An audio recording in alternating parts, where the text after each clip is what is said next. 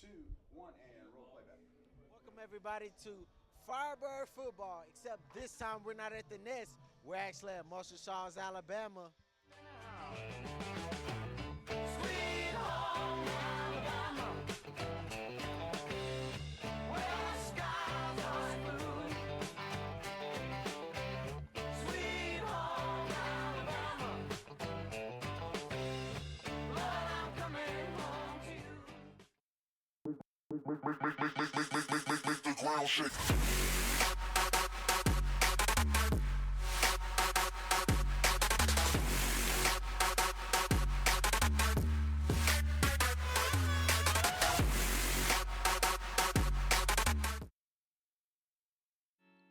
Spend a little time with your kids and let them see what a little laughter can do. For more information about the New Life program, call 340-8989, a public service announcement from PCTV and News Channel 5.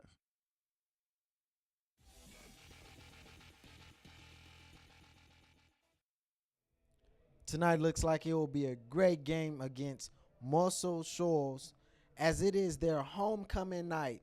You know, Muscle Shoal is currently with a record of 5-0 and winning 4 away games and only losing 1 away game throughout the season. Muscle Shoal takes their football seriously with an indoor field for rainy days as well as for their practice and a great field. Muscle Shoals is one of the highest ranking teams, being Class 4 in Alabama. Pearl is also a Class 4 ranking, but in our hometown, Tennessee. So this should be a hard fight tonight as we take on Muscle Shoals. We're looking forward to Jimmy Farrell this game as he has made a 126.4 yards in passing. Jimmy is great with coming in and making interceptions in the past games as well. So far this season, Pearl is ranked 2-3 and also ranked 101.165 national, as Muscle Shoals is ranked 165 national.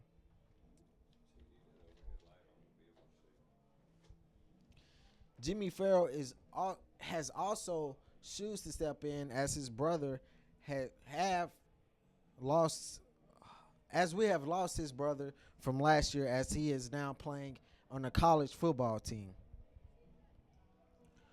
So far in Pearl, our district is 2-0, winning 2 homes and losing 1 away.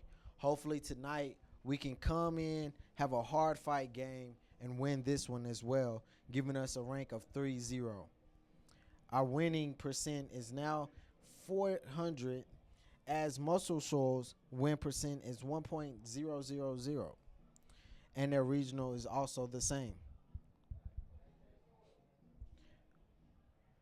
Muscle Shaw, yeah. Muscle Shaw is also in their region 3-0, as Pearl is a 2-0 in our region. We're also 5 minutes from kickoff, so we'll be right back after this. Here's a question for every parent out there. If you could fast forward 20 years to see how your kid's doing in life, would you do it? Well, we can't time travel yet, but we can see the future better with the new Common Core state standards in our schools.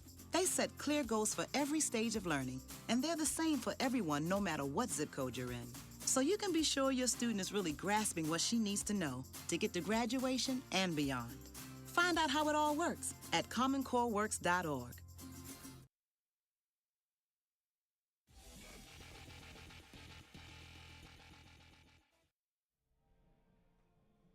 I have Mr. Young, our broadcasting teacher, here in the booth. So, Mr. Young, Alabama is like your hometown, right? Well, Alabama's my home state. Muscle Shoals, actually, we call it our hometown, but we're from out in the county where my family still lives. So this is kind of coming home to me. I actually played football for a local high school, Central High School, and I played against Muscle Shoals way back in 1978, 79, 88. Oh, way back then. We don't want to go back that far. But what a difference they've made here since I was here. They have a state-of-the-art facility, Dion. We're looking at a very nice turf field. The captains are going out right now for the coin toss, and I'm just impressed being here. A brand new press box we're privileged to be in, all the amenities we just plugged in and set up so quickly. And what'd you think about the reception we got, Deanne, when we walked in? I think it was a pretty cool reception. I would even say better than ours as well. Yeah, I tell you what, it's kind of funny. We walked up, and the first thing people walked up and said, "Hey, can we help y'all?" And we were like, "Yeah, we're the TV crew from Nashville." And they said, "Oh, come right this way." And so it's been great. They've got donuts. Don't let me have any, or my wife will kill me. And all this stuff going on. It's going to be a great game. I tell you, I'm excited about this game. As you said, Muscle Shoals is number 4 in the state of Alabama in 6A football. That's a big, big statement. This is a football state, as you know, and I'm looking forward to a really, really big game. You know, they flipped a coin, Dion. What do you see out there? Who got the call? It looks like Muscle Shaw will be receiving tonight. Yeah, the captains are shaking hands. Muscle Shoals will take the ball first, and they will be defending from our left. So the ball will move from left to right as we get started. We're 3 minutes from the kickoff. We'll take a short timeout. I can write, produce, and direct my own TV show. And I still have a curfew. I can secure and investigate a crime scene, and I'm not old enough to vote. I can build a hydrogen-powered car, and I don't even have my driver's license. It's amazing how much high schoolers can accomplish with real-world community education, which is why Ford proudly supports Metro Nashville Public Schools. Ford, driving a brighter future in Nashville.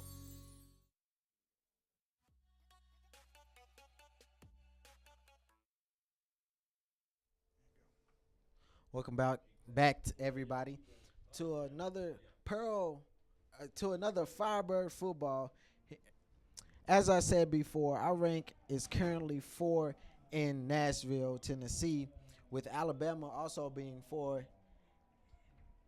Tonight should be a hard fight game as we face Muscle Shoals, as they are now coming out onto the field, getting ready for the kickoff. Hopefully, we can come in real hard as we set up for tonight's game.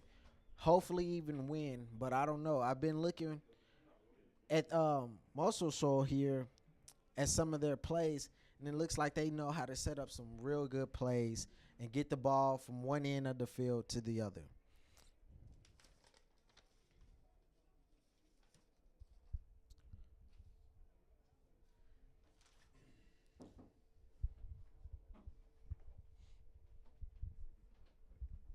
Looks like both teams will now be going to their sides of the field.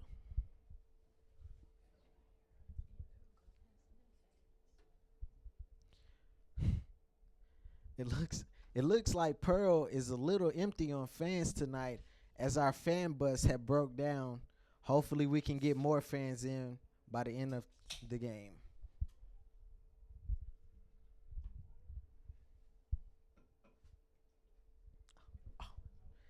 Also, for everyone who didn't make it to the game tonight, we'll be streaming live on YouTube, on our YouTube channel for sports.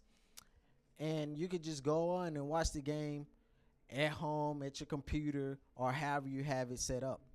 Hopefully we can have something to show you tonight as we either win or lose. If we do lose, hopefully we'll at least have score points on the board. Pearl will also be kicking off with a little bit of win against their backs.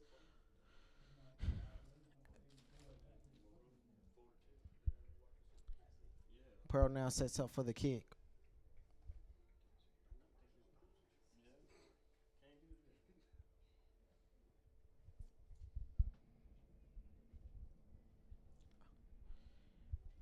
It looks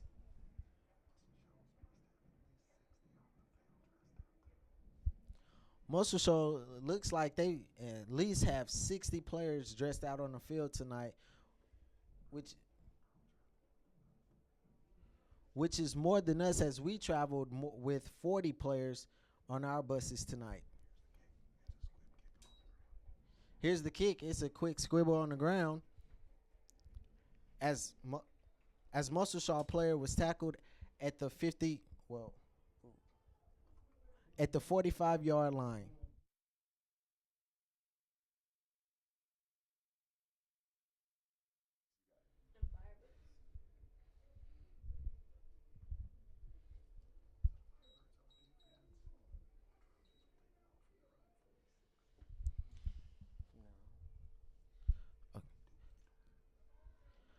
Looks like the Trojans has the ball as they'll be taking it from the 45-yard line as they get ready for the setup.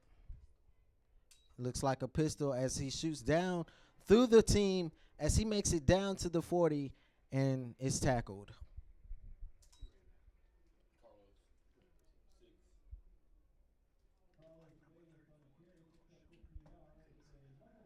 It looks like 34 made a little shoulder tip, then turned his back.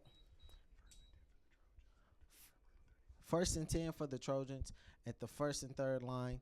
Here they are as he tried to make the same play but didn't get as far as before. Tackled at the line of scrimmage, which will bring up 2nd and 10.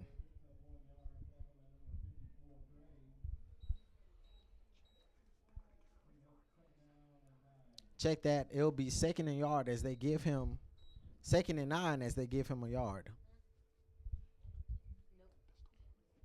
Pistol formation here. They sweep to the right line and is tackled. Firebird defense is playing hard tonight. Tackling him at the line of scrimmage, bringing him 3rd and 9.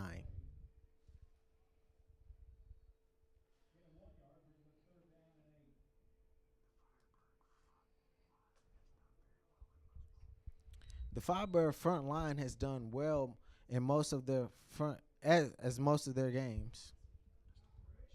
Pistol formation again, as it is a pass downfield to the 10, but is an incomplete pass. And you can tell they were crossed up with the receiver into the end zone.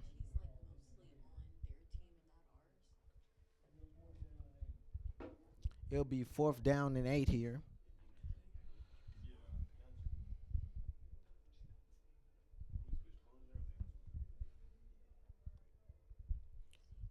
As they set up for another play here.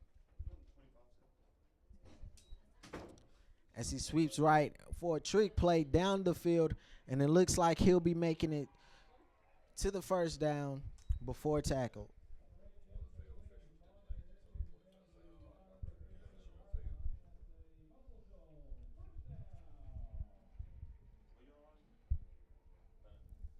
So far, Muscle Shaw is making it up.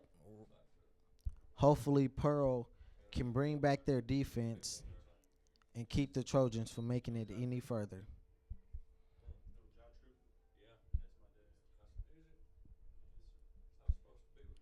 It's 1st down here as they set off again. As he tried to go through the middle, but it was tackled at the 10-yard line.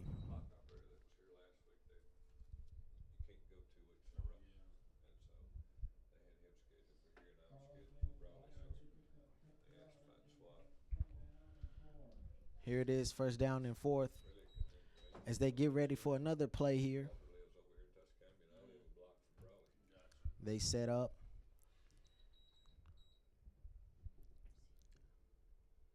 They make a move forward and to the right, and he tried to shoot down the middle again, but was quickly tackled. Oh, it's actually a touchdown.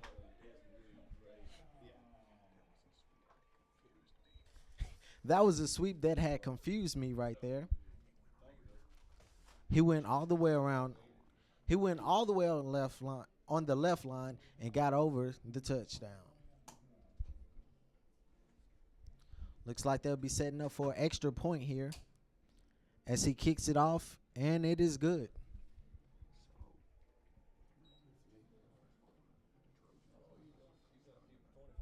So with 9:19 in the 1st quarter, the Trojans lead with 7-0.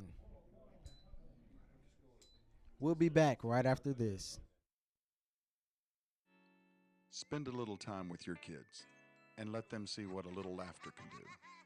For more information about the New Life program, call 340-8989 a public service announcement from PCTV and News Channel 5.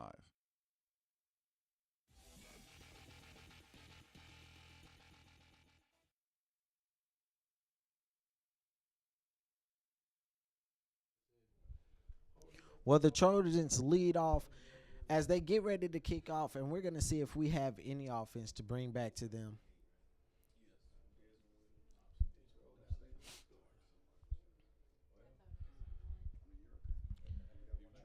The Firebirds get into positions as they get ready for the Trojans to kick off the ball. They go in for the kick, and it looks like it is being caught as he moves up. He cuts through everyone and was tackled.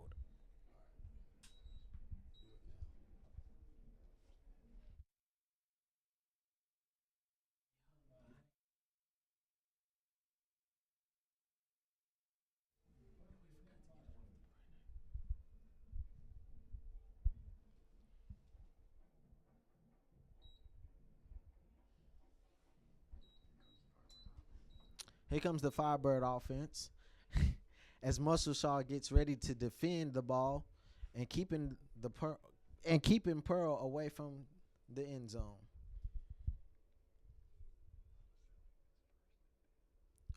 Sorry about that. That was 1st and 10. Here's our first snap at the ball game, and he is smothered at the line of scrimmage, and that will be a loss of 1.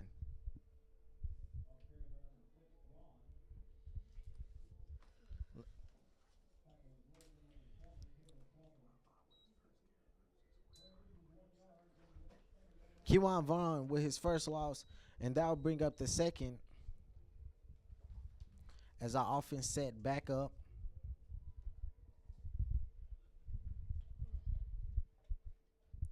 Looks like we set up for another play here. Let's see what we can bring. Shotgun here. He throws it back and snaps. Looks like he was almost caught as he goes out and takes it himself down and was quickly out of bounds.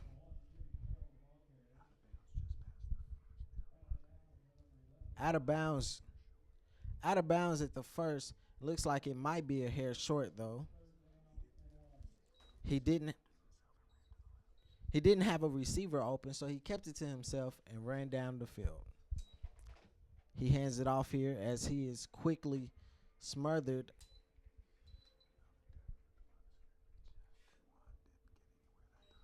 Another tackle at the scrimmage as Kewan did not get anywhere at that time.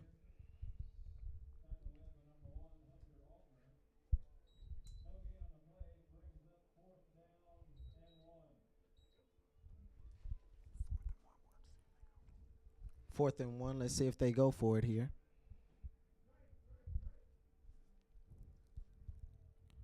Looks like they're going for a break.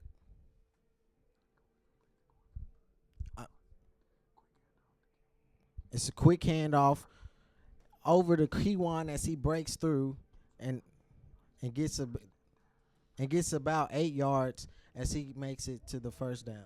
1st and 10.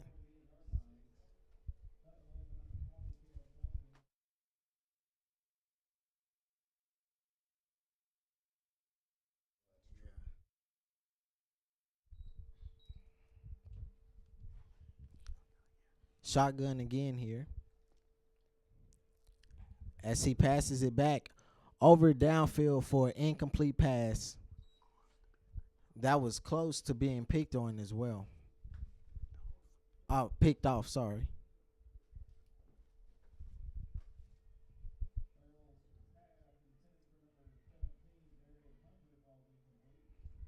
Here it is as we set up for a play again.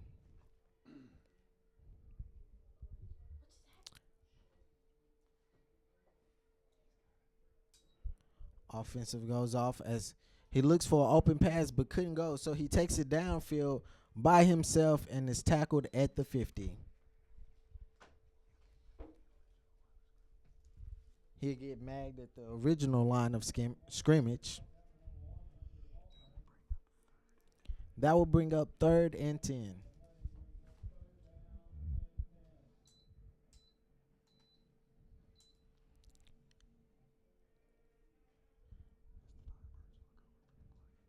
As the Firebirds look over for the play, we're going to have 2 wide receivers to the right and 1 to the left. And here's the snap as he passes it off. He does not and keeps it himself, actually, and gets about 7 yards down with 4th and 3.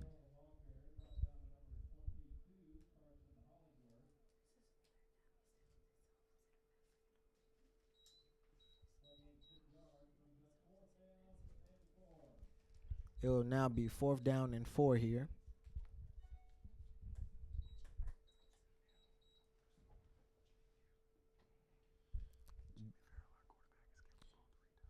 Jimmy Farrell, our quarterback, has kept the ball 3 times at least this game,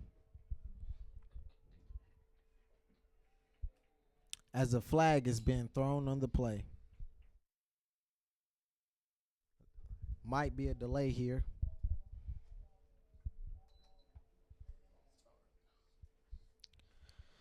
That will be a false start as they switch out the players with a 5-yard penalty. That's going to force the Firebirds to point as they set up.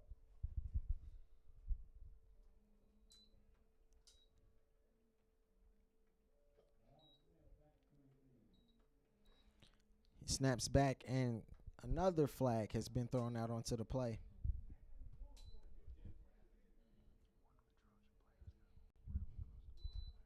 One of the Trojan players got really close to blocking that one.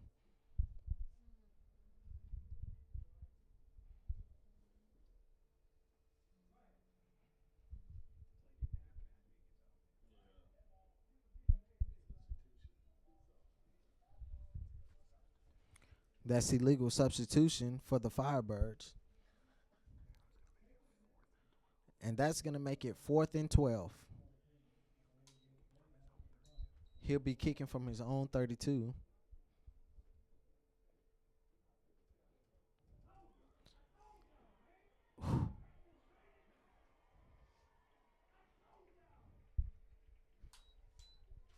Looks like he tried to get past the 30 but could not, and was snapped back and was tackled, and the ball snapped out of his hand. So it'll be 1st and 10 on the 30, and the Trojans take it again.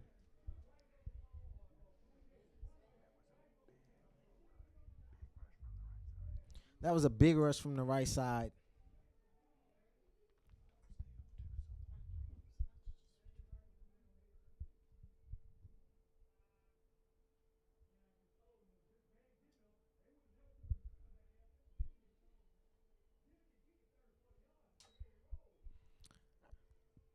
As they take it downfield here at the 20 and was tackled. Sweep to the left side, and he got down to the 18. And that will now be 1st and 10 again.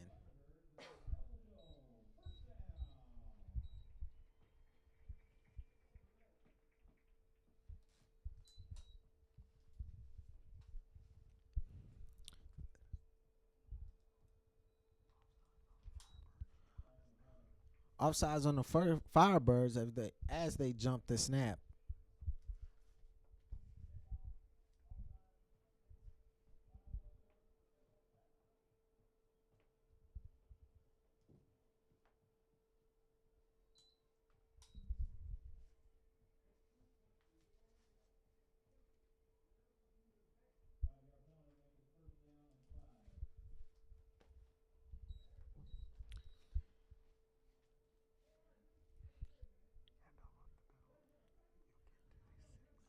It's a handover at the penalty as he gets to the 6.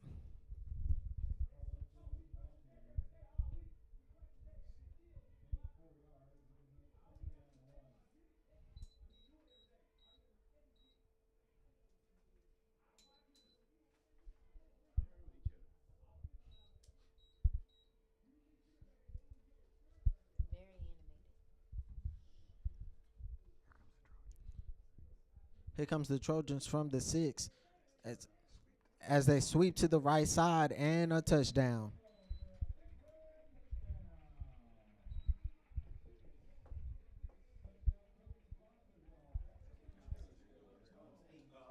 The Firebirds have their heads hanging a little bit here.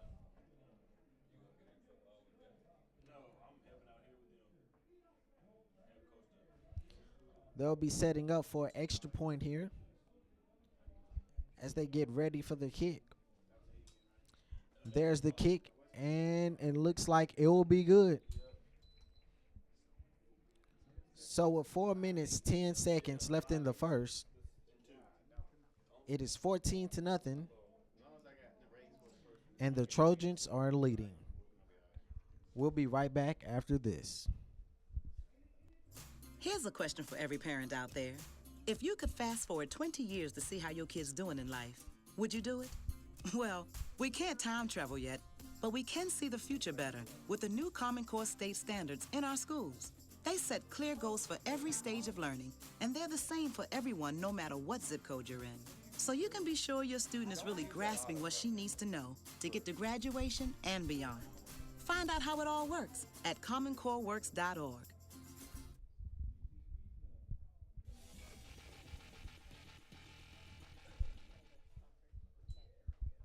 The Virebirds set up for a catch here as the ball is kicked downfield, and we now receive the ball as he makes his way down to the right side, and he quickly switches to the left as he tries to make it down here, as he blocks off the players and then is quickly smothered as a yellow has been thrown onto the play, as a flag has been thrown onto the play.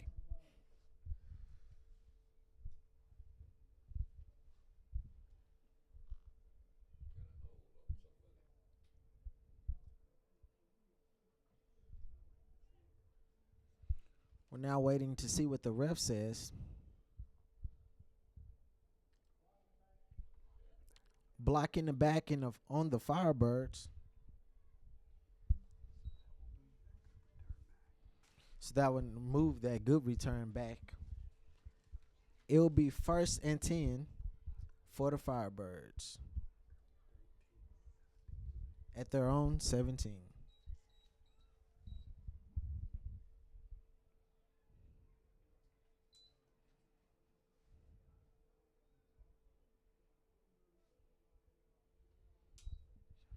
Shotgun as he tries to make it down the field, but another flag was thrown out onto the play. Okay.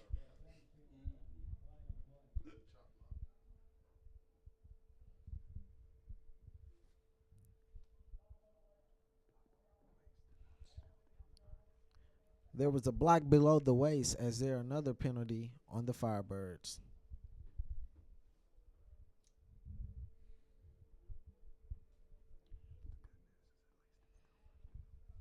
The good news is at least it is still 1st down.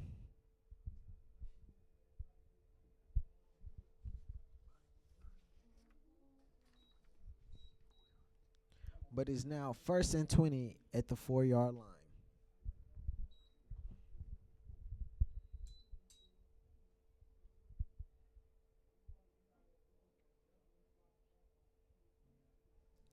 It is a snapback as they push him back. Looks like they're trying to push him back into the end zone. It will now be a loss of 3.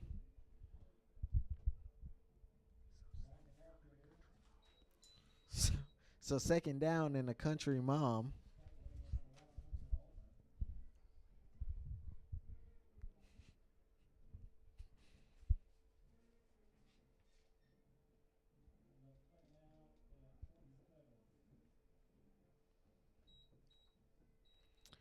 He makes it down to 2 as 2 makes it to the 10-yard line before he is tackled.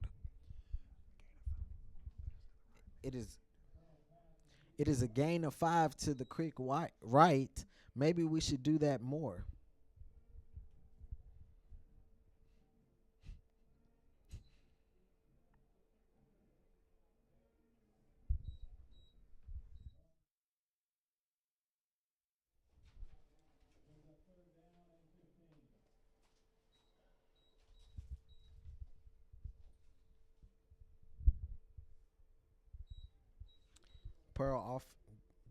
Offense sets up for another play here as they hand it back to Jimmy, and Jimmy passes it over to the right to number 6. And number 6 is still going down to the first.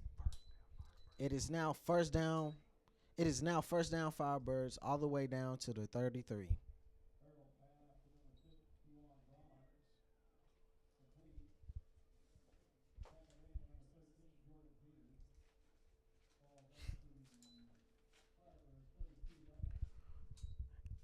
Ball is now heading over to the right as he tries to go through the Trojans defense, but maybe two.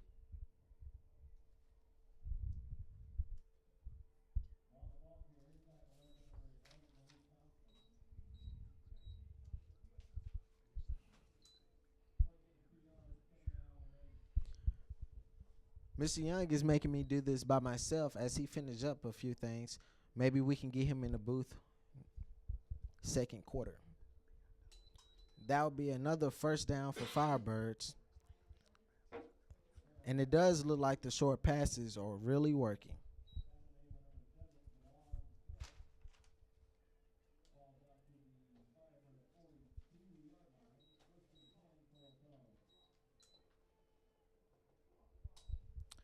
He hands it off and is now tackled.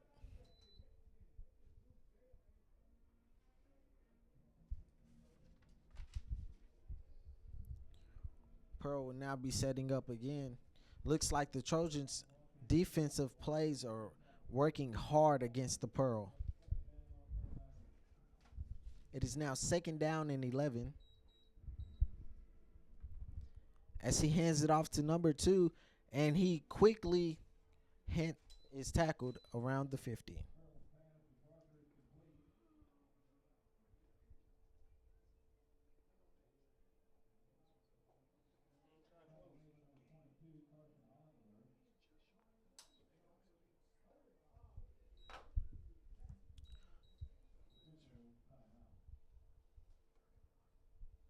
It is now 3rd and 1. 52 seconds left in the first quarter.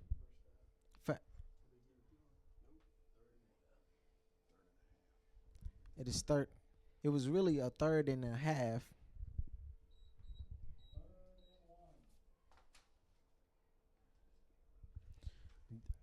This would be a real good place for a deep pass. While the Trojans play way up.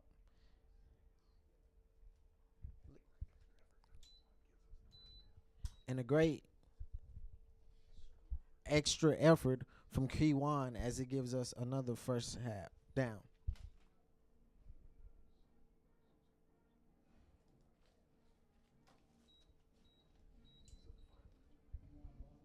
So the Firebirds are making a move. 1st and 10 from the Trojans 46. As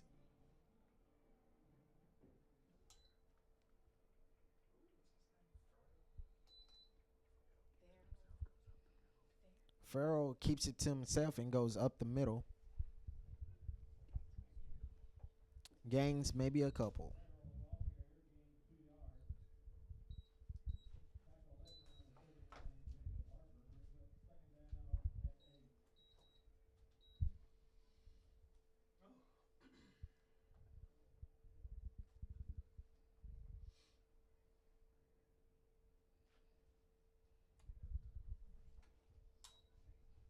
Second and 8. And it is now the end of the first quarter. Trojans lead 14-0. We'll be right back. I can write, produce, and direct my own TV show. And I still have a curfew. I can secure and investigate a crime scene, and I'm not old enough to vote. I can build a hydrogen-powered car, and I don't even have my driver's license. It's amazing how much high schoolers can accomplish with real-world community education, which is why Ford proudly supports Metro Nashville Public Schools. Ford, driving a brighter future in Nashville.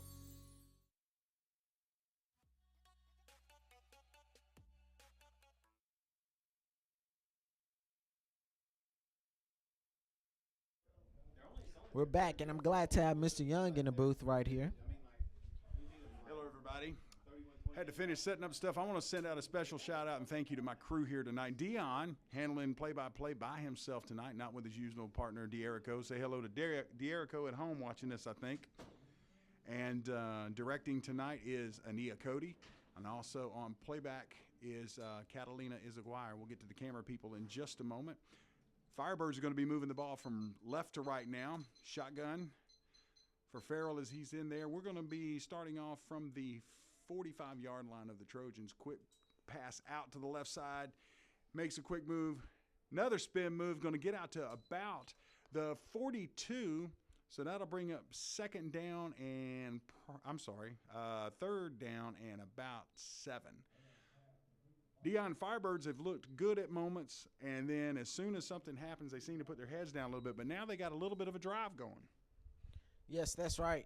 Looks like around first half, Pearl was actually able to get downfield more than they did at first. Hopefully, we can turn it around and Jimmy can come in and make another interception as he has been doing in recent games. I'm looking for a big game from him, and also Charles West, number 11 on that defense. Here's motion to the left side. He's going to pull up, quick snap, and a sweep out to the left, and he is hammered behind the line of scrimmage. Looked like the cornerback read that the whole way, didn't he, Dion? He sure did. It looks like the Trojans have been reading most of Pearl's plays as they had stopped them constantly throughout the game. Well, this is a serious program out here, and I tell you what, they've done their homework on Pearl. They seem to know how we run our outside run plays. The one thing I don't think they were prepped for is our quick passes out to the flats, and let's hope we can get that. It looks like with 4th and 12, the Firebirds are going to go for it. I don't see anybody back to punt. Twins out to the right, one receiver out to the left. And let's see what they do, Dion. Trojans rushing only 4. Quick pass out to that flat and read right away by the cornerback from the Trojans. They made some quick adjustments against that, didn't they? Yes, they sure did. As recently, Pearl has, had a great offense and defense, but it looks like both offense and defense is lacking tonight. What do you think? Well, for the Firebirds' sake, it was a long trip, and they were a little behind schedule in getting here. But I think what's going to happen, we're a big, strong, and fast team. We have the talent to play against this team. We just got to get that in our hearts that we have the talent to play against this team. Not to take anything away from the Trojans. They are a fantastic football team, but we just got to get our heads up and play hard. First play from the Trojans, 1st and 10, and a flag on the play. We'll see what that brings up. It looks like Pearl is making a lot of flags on the play as they did when we had faced off against Portland. Hopefully, we won't keep making as many flags as we did that game. Penalties did hurt us against Portland really bad, and they're hurting us tonight. I don't remember a penalty against the Trojans. I remember 3 against us, including 2 15-yarders. So here we go, ladies and gentlemen. Let's see what happens this time from the shotgun. Motion to the left. Snap over. It'll be a pass this time. And wide open at the 40, the 35, the 30, down to the 25. Still inbounds across with a dive to the 16-yard line. Big play for the Trojans. The side judge is going to move it back just a little bit. He said he stepped out of bounds right about the 20. But here we are with 10 minutes, 9 seconds left in the first half, and the Trojans are threatening again. 1st and 10 from the Firebird 20. Hopefully, we can have a great defense right here and keep them away from the end zone. Hopefully, we'll just have to see what they can do. Yeah, the Firebirds, one good thing of their defense, they've done pretty well, especially in the red zone. They seem to tighten up down there. Let's see what happens from the pistol. Hands it off to the tailback. Big hole, but a great shoestring tackle. Let me mention one of my kids from my class, Antoine Malone, number 7, reached his hand out and caught that young man by his foot. A gain of only 2 when it looked like it was a wide open hole had Antoine not made that play. Yeah, if Antoine was not right there, he probably would have made a touchdown on that play. It looked like Antoine had snuck up on the ground and quickly had his hand up and tripped him. Yeah, he did a swim move on the offensive lineman. Here's a pass, empty backfield, big rush, screen up the middle, and caught, still rolling, all the way down to about the 6-yard line. Firebirds did not read that screen coming at all. All the 4 linemen were almost on the quarterback, and give the Trojan quarterback some credit there. He held the ball till they were on him, threw the pass right over their head, completion, and a gain of about 8. And here we go, 1st and goal from about, it looks like the 7-yard line. With 9:24, here we go. Usually Pearl is great with leaving one man to tackle a person, but it looks like it took more than one man for that guy. That's a good call, Dion. We did have a linebacker that covered that screen. It just, oh, what a great fake up the middle and wide open. That same play they ran just a minute ago. Number 10 for the Trojans takes it into the end zone, and another touchdown for the Trojans.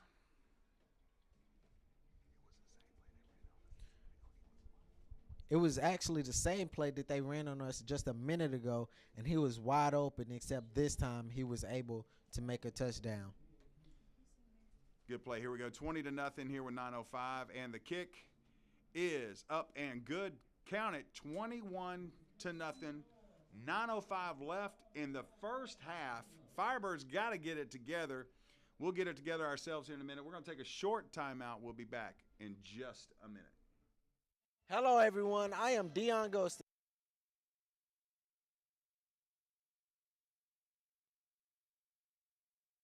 I can write, produce, and direct my own TV show. And I still have a curfew. I can secure and investigate a crime scene, and I'm not old enough to vote. I can build a hydrogen-powered car, and I don't even have my driver's license. It's amazing how much high schoolers can accomplish with real-world community education, which is why Ford proudly supports Metro Nashville Public Schools. Ford, driving a brighter future in Nashville. Welcome back, everyone.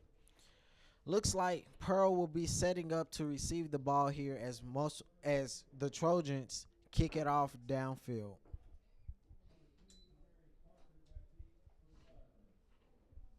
As the kick is off, looks like we'll be receiving the ball here as he did not make it anywhere to gain any yards on that play. That's right, Dion. Not much hope, but a flag on the play. Let's see if that's another one on the Firebirds. Like I said, I don't remember one on the Trojans yet, and that will be, I believe, our 4th penalty of the night. Yeah, it looks like all penalties made tonight were on us. I just got through singing the praises of Antoine Malone just a minute ago for a great shoestring tackle. Well, he was guilty on that penalty as a block below the waist. That'll be another penalty against the Firebirds, taking us back. Ball will be placed. Let's see. I don't see a ball yet. I believe it's going to be placed on the 7-yard line. So 1st and 10 from there. Let's see if we can get another drive like we had just a few minutes ago, but maybe with a little bit better results. Yes, hopefully this time we can at least get up here to the 30-yard line, if not further down the field. All right, here comes the Firebird. Shotgun again. Kiwan just to the left side of Jimmy. It's going to be another quick pass. Nobody open. He's going to try to keep out of the end zone so it's not a safety, and it looks like I don't see a signal yet, but they might give him forward progress and keep him around the 1-yard line. Smart move by Jimmy.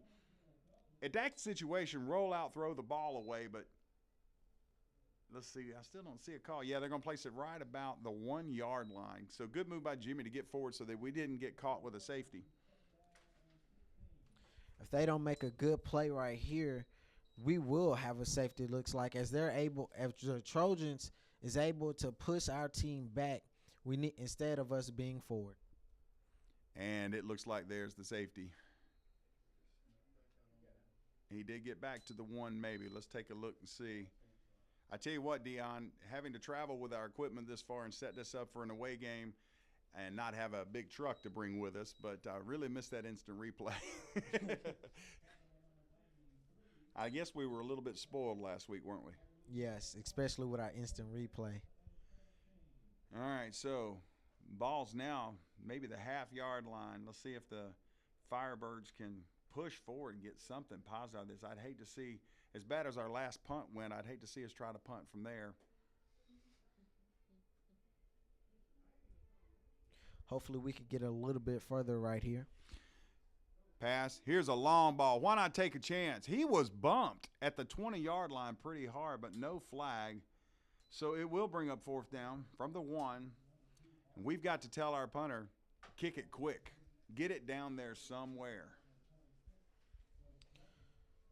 Usually Mr. Smoothers he's usually real good with getting down the field and making those long catches there, but it looks like he was backed up and was not able to do it that time.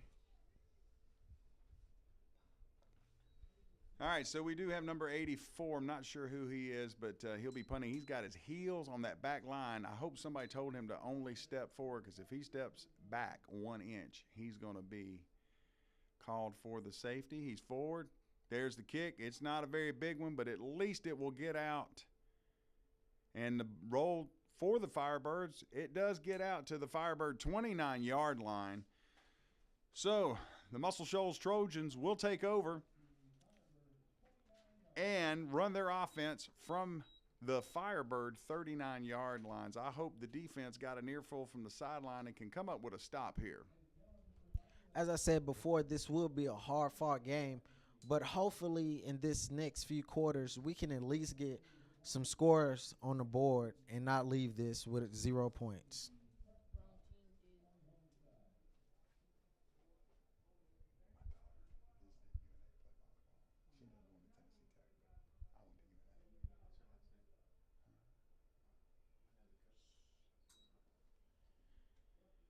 And Muscle Shoals back to pass. Quick pass over the middle at the 20-yard line is caught. He will barrel down to about the 16-yard line, and that'll be another Trojan first down. I don't think the Firebirds were expecting pass on that play. Yeah, it looks like the Trojans are real good with making those quick snaps and heading and throwing the ball for quick catches and getting somewhere to the first downs. Yeah, the referee is waving for the clock to start, but there it goes.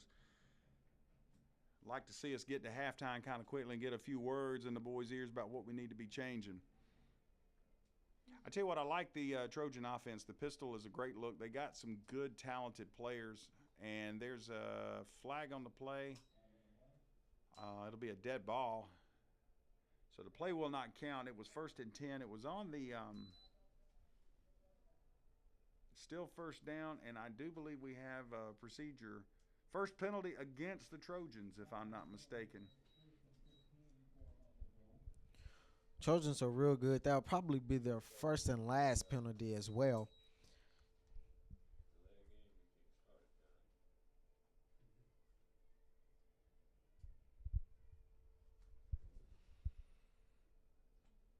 Shotgun formation, running back just to the left. He's leaning. 2 people in motion, that's a flag. Big collision up in the middle. Number 34 for the Firebirds. I wish I had a roster here with me. I tell you what, that was well timed, even if the play didn't count. And why not take your chances if you know there's a flag on the play anyway? You might get lucky, take the ball down, decline it, and go. Yes, Pearl is real great with making those interceptions. It's usually Jimmy who makes the interceptions, as he has so far made 6 in the past few games. Yeah, Jimmy's done very well for us the last few games. He looked pretty good. Also, when we played Hillsborough and Vandy, even though we lost the game, he had a pretty good game that night. So the ball is moved all the way back to Pearl's 27-yard line. It's now first and about it's still first down. Yeah, 1st and 20. Here's a snap. Hand off to the right side, gets around the edge. Another flag. Man, I tell you what, this has been a very, very busy night for the officials. He rambled around the right side, got back to the original line of scrimmage, but it may be coming back for a block below the waist, I think.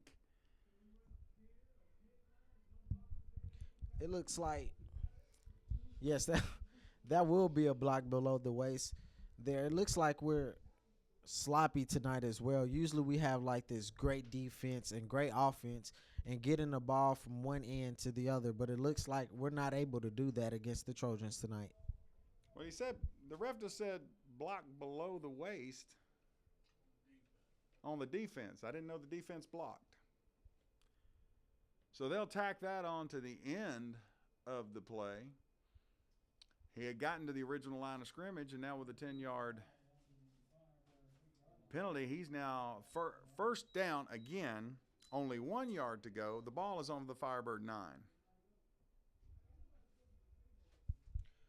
Hopefully we can make something happen here and keep them away from the end zone.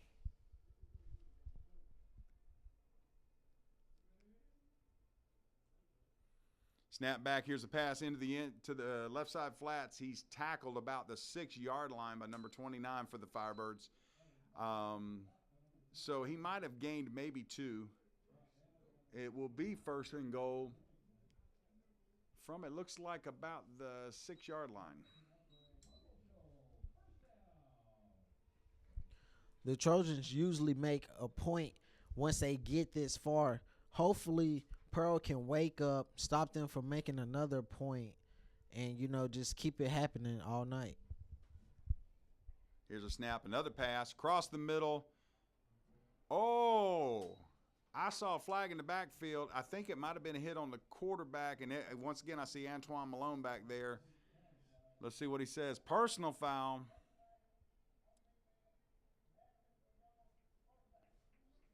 Automatic first down, which it was only first down. It was roughing the passer, I believe, and I believe it was Antoine Malone, number 7, guilty on that one. Defensive backfield, just to say something positive here, the defensive backfield actually had that covered pretty well and defended and popped it up. It might have been caught for an interception. We really could use a break right here.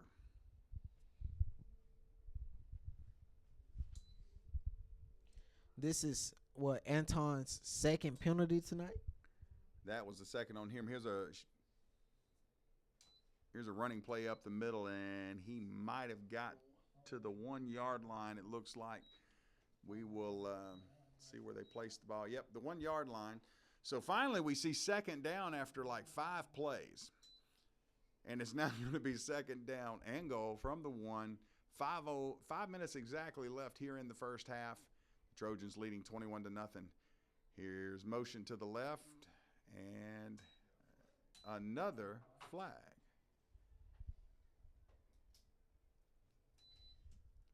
Let's see what this one is.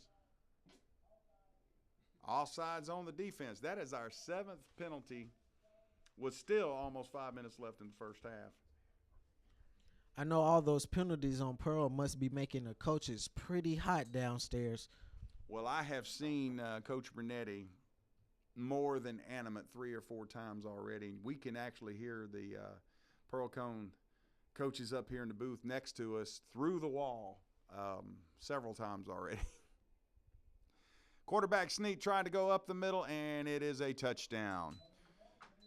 With 4 minutes, 31 seconds left in the first half, that'll bring the Trojans up to 27 and the Firebirds nothing, and we will await the extra point attempt. The Trojans is like Pearl. They're good on making all their extra points as they kick it.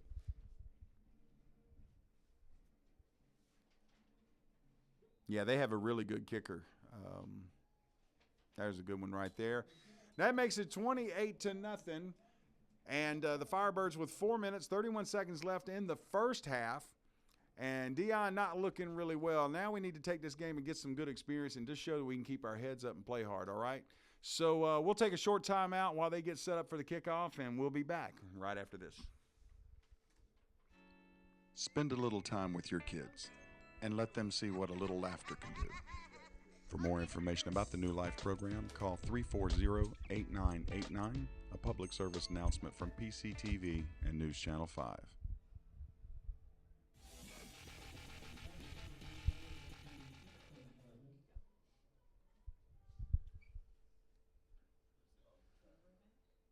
And we're back, everybody, and they still have not pushed everybody out there for some reason.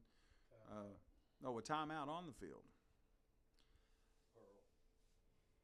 Pearl must not have had the right number of people. No, I see Brunetti over there getting an explanation for something from the white hat down there on his sideline, and he's turning around. Maybe we can get this started. I'm not sure.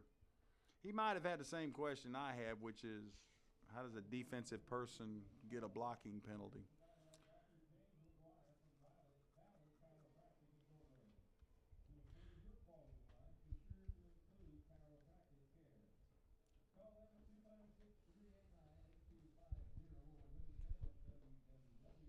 Hopefully that timeout has given Pearl a chance to think about how they will make the last 3 quarters happen and at least get a score up on the board.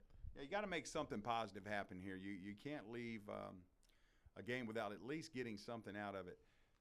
You know you've got a good team. You've done well. Went so deep in the state tournament last year. Yeah, we lost some really good players. In fact, 3 of them playing D1 ball right now and doing very well. One of them starting. So we lost some good players, but here's the time when you just got to suck it up and get some experience and some good experience. Play hard the whole game. Trojans line it up to kick off from their 40. And it's a onside kick. Surprised me even. Looks like I don't see a hand. And ladies and gentlemen, the onside kick is successful. The Firebirds were not prepared for it. And the Trojans get the ball back on Pearl's 46-yard line, looks like. And we'll take over again. Firebirds back on defense, Dion. Usually Pearl sets up for those onside kicks, but isn't usually successful as the Trojans were for their first attempt at it. Yeah, I think they were just caught off guard. You know, when the other team's up 28-0, you kind of don't expect that. But good call by the Muscle Shoals coach. Do things when people aren't expecting it. Motion to the right, fakes the handoff, shovel pass in the middle. He's got room to run down to the 35, the 30. He's gone, folks. 20, 15, 10, 5, and touchdown Trojans. Counter play, shovel pass up the middle, and I'm telling you what, they blocked it to perfection. I don't think he was touched, was he, Dion? Actually, he was not touched as he had some great blockers help him out and help him get down to the end zone. I tell you what was great about it. I'm not sure. I don't have a roster for Muscle Shoals, but that young man had a second step. He put on the afterburners just as he cleared the linebackers, and there was not much hope of anybody getting to him. So here we are, 34-0. Make that 35-0 as the point after is good. And the Trojans lead 35-0 with 4:16. They only burned 15 seconds off the clock during that whole event. So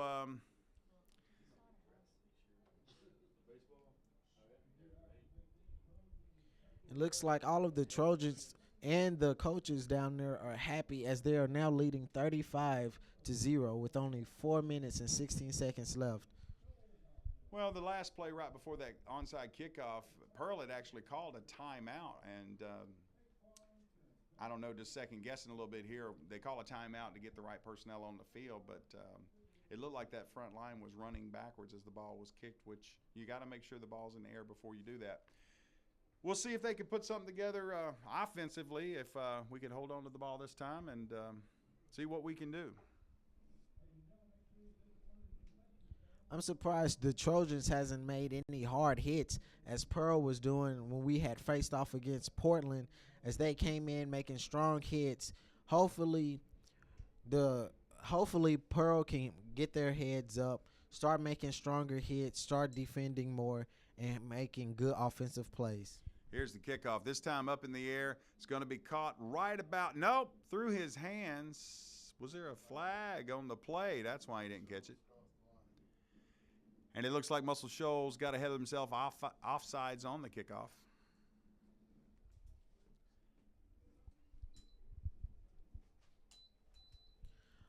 That's got to be the Trojans' first time messing up. Usually they're real good on not making any flags as they made their second one tonight.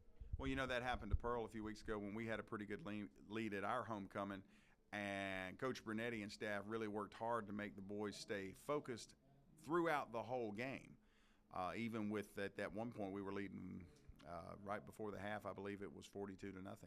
So you've got to still maintain your focus.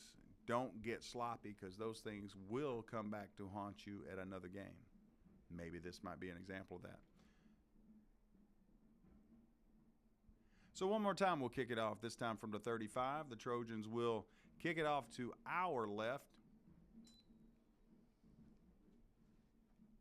And a big kickoff. He will catch the ball at the 18. He's going to run to the right side and face mask.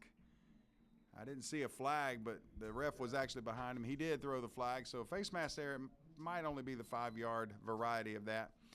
He was tackled right about the 22-yard line, so we will see where they place the ball after the penalty. It'll be 1st and 10 for the Firebirds. We definitely need to step up our blocking game, as we're usually good on blocking whoever has the ball and helping him make it down the field. That's right, Dion. We mentioned our people inside the booth taking care of stuff, Ania directing, Catalina, yourself. Let's make a shout out to our 2 camera people. We only got to bring 2 of our normal 6 today, and that is the brothers, Emmanuel, Lath, and Loay. Lath out there on tight camera, and his brother Loay taking care of camera 1, doing great shots for you guys at home. And let's take a look at those shots right now. Here's the snap, 1st and 10.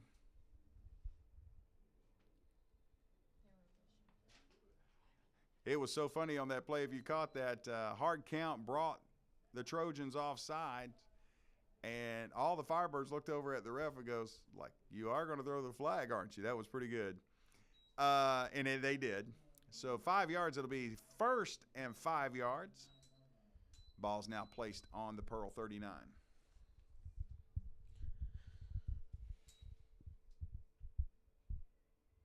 Jimmy with a zone read, keeps it himself, gets out to about the 41 with forward progress, and then met into a huge pile.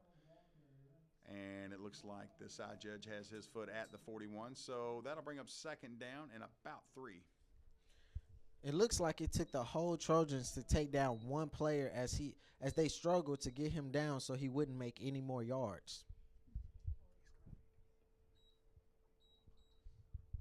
He also needs to get to the 44 for a 1st down. Let's see if he can do that here. And the snap, shotgun, looking for that quick pass. No, a deep pass and wide open, number 2. And the Trojans defender got to him at the very last second, stuck a hand up and deflected it. If Jimmy put just a little bit more air on that ball, that would have been a touchdown for the Firebirds. Good call by the Pearl-Cohn coaching staff. Caught the Trojans a little flat-footed, but great speed by the corner to catch up with him.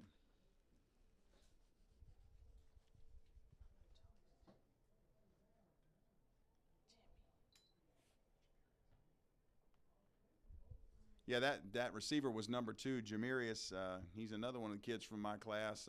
Told me he's going to have a big play today in class, and he almost did. He's back out to the right this time. We got 2 receivers on the right, 2 on the left, 1 running back, and that is Kiwan. Let's see where the ball goes. It's 3rd down and 3. And he's going to keep it himself and fall forward over the defender's back, and I'm not sure exactly, but if they place it right, it might be a 1st, and I bet you Bernetti goes for it if he doesn't get it. It is now, Trojans are now leading 35-0 and 3 minutes and 2 seconds left with 1st down as well. Yep, he did fall forward just enough to get that 1st down, so it's now 1st and 10. The ball's placed exactly on the Pearl 49. Man, it'd be great to get into Muscle Shoals territory for a change, wouldn't it? Yes, it sure would. That would definitely change up what we've been doing. Hand off to the left side, and Kiwan gets to maybe the 46, maybe only the 45. A gain of 1 or 2. We'll see where they place the ball. You would think Pearl would change up their game here and start throwing the ball more than they do trying to cut through to the Trojans' defense. Also, Shoals has a great defense. They're quick, and they do their jobs well. They don't get suckered into anything. If you've noticed, they stay home when they're supposed to. They're aggressive on the front line. They're only rushing 3 right now. Here comes a blitz, and he's going to escape the blitz. Quick side throw. almost picked off, and I'm not sure who number 34 is, but that's twice he's given up on a play when it wasn't over. The ball was in the air. He could have turned around and caught it. And we may put that in our highlight reel for showing on our weekly sports show. The ball was tipped by the Trojan defender, the safety, but it was tipped up, and number 34, I'm not sure who he was. He just kind of turned around and gave up on the play. Snap the shotgun one more time. Back to pass. Across the middle. Open. Kiwan. He's to the 38. Now the 35. Tackled at the 33. Great call on a crossing pattern. And that will be another first down. No flags on the play, thank God. So here we are on the 33-yard line. 1st and 10 for the Firebirds. Usually Kiwan is great with getting the ball and making it down without being tackled, and usually makes points. Actually, I stand corrected. That was not number 6, Kiwan. That was number 8. I'm not sure who he was, but the numbers with my bad eyesight kind of. There's another pass across the middle. He's at the 10 to the 5. Touchdown Firebirds right there. Great job by Jimmy Farrell with a pass across the middle, this time from the right side. And I'm going to tell you what, that was a pass completed to number 17 for the Firebirds. Touchdown. We're finally on the board. That's the spark we just might need. Yes, hopefully that point got Pearl awakened, and hopefully they can go in for this second point here. Well, let's see if they get the extra point.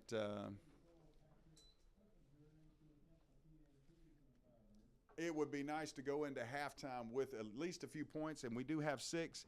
154. Here's the kick. A low kick. Hits the upright, but goes over. Doink off the upright. Off the crossbar, and still makes it over. Ladies and gentlemen, it is 35-7. Firebirds on the board. 154 left in the half. We'll be back right after this. Here's a question for every parent out there. If you could fast forward 20 years to see how your kid's doing in life, would you do it? Well, we can't time travel yet, but we can see the future better with the new Common Core state standards in our schools. They set clear goals for every stage of learning, and they're the same for everyone no matter what zip code you're in. So you can be sure your student is really grasping what she needs to know to get to graduation and beyond. Find out how it all works at commoncoreworks.org.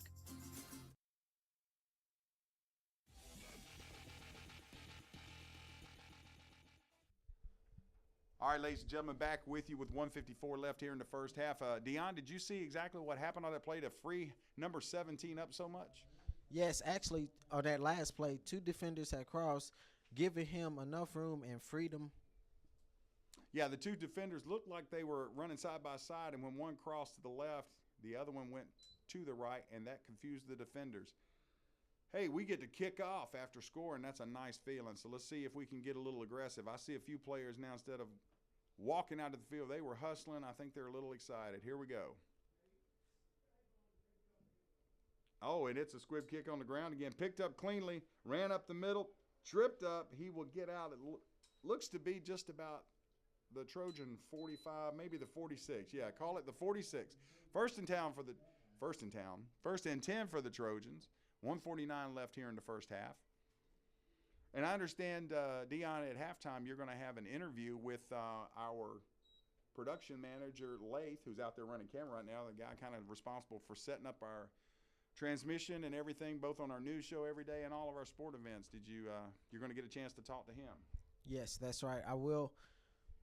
And it looks like that last play there,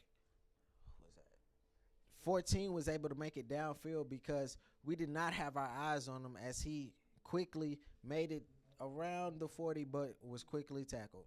We'll take a moment here to look at Firebird number 36, injured on the play, helped off by 2 of the trainers, limping a bit on his right leg. Let's hope he's all right. And the Trojans will bring it out from their 46, 1st and 10, leading 35-7 in the shotgun. Fakes the handoff, quick pass to the left flats, dropped. The pass was a little bit low, and that'll bring it, hey, guess what, a 2nd down for a change.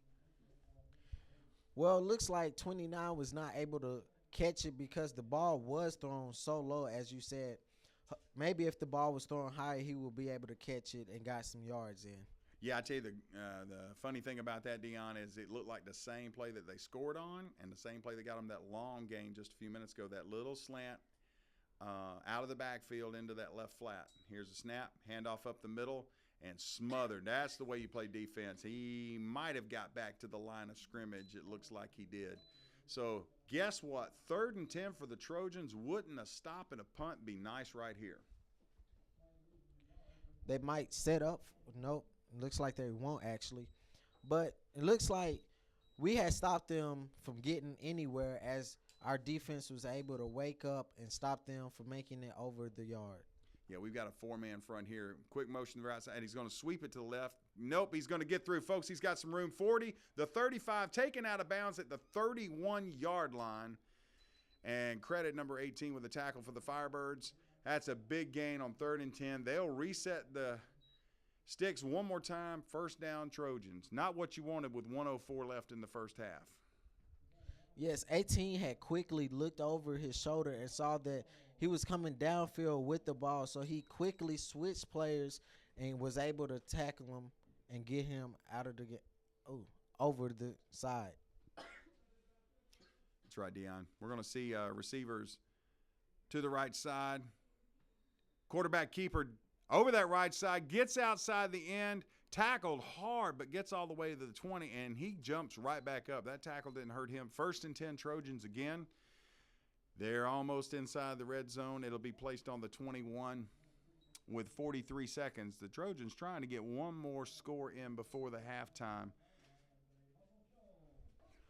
40 tried to tackle him, but apparently he was just too fast for him and had to chase him down. And the whistle is blown. The play's dead. We'll see what the stoppage is. And there is a Firebird player on the ground right where the ball was snapped. And they're going to – it was a legal procedure flag, but I don't know why the Firebird player is down. Maybe he's just getting some cramps.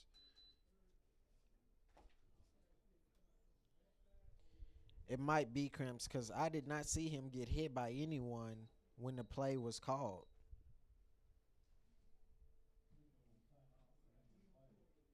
Coach Bernetti and staff out there with him, trainers working on, I can't even see the number to see who that is.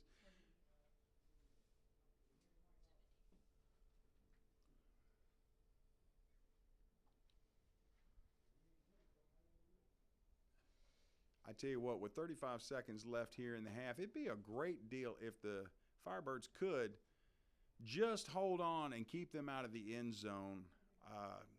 It would be a moral victory just to say, hey, we held it this much. We got points on the board. Let's go over here and talk about what's going on and what changes we can make.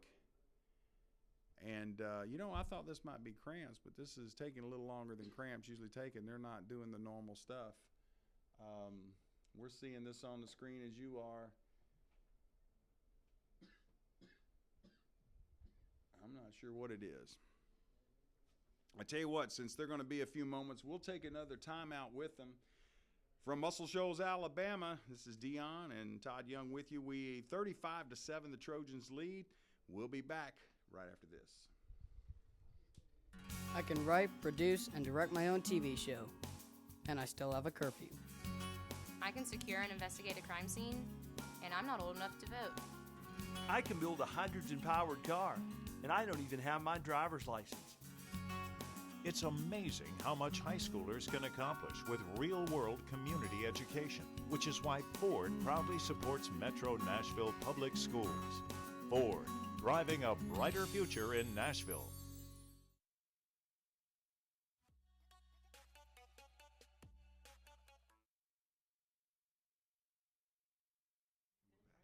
And we're back, folks.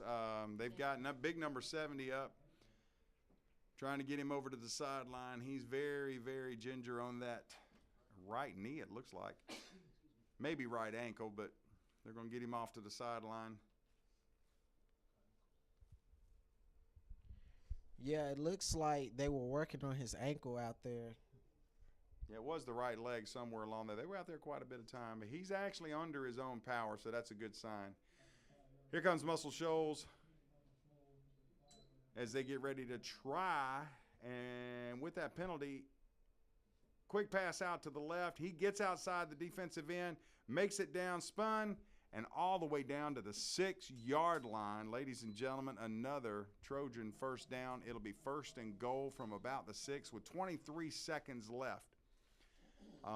If you're a defensive end, you've got to keep that player up the middle, but I'm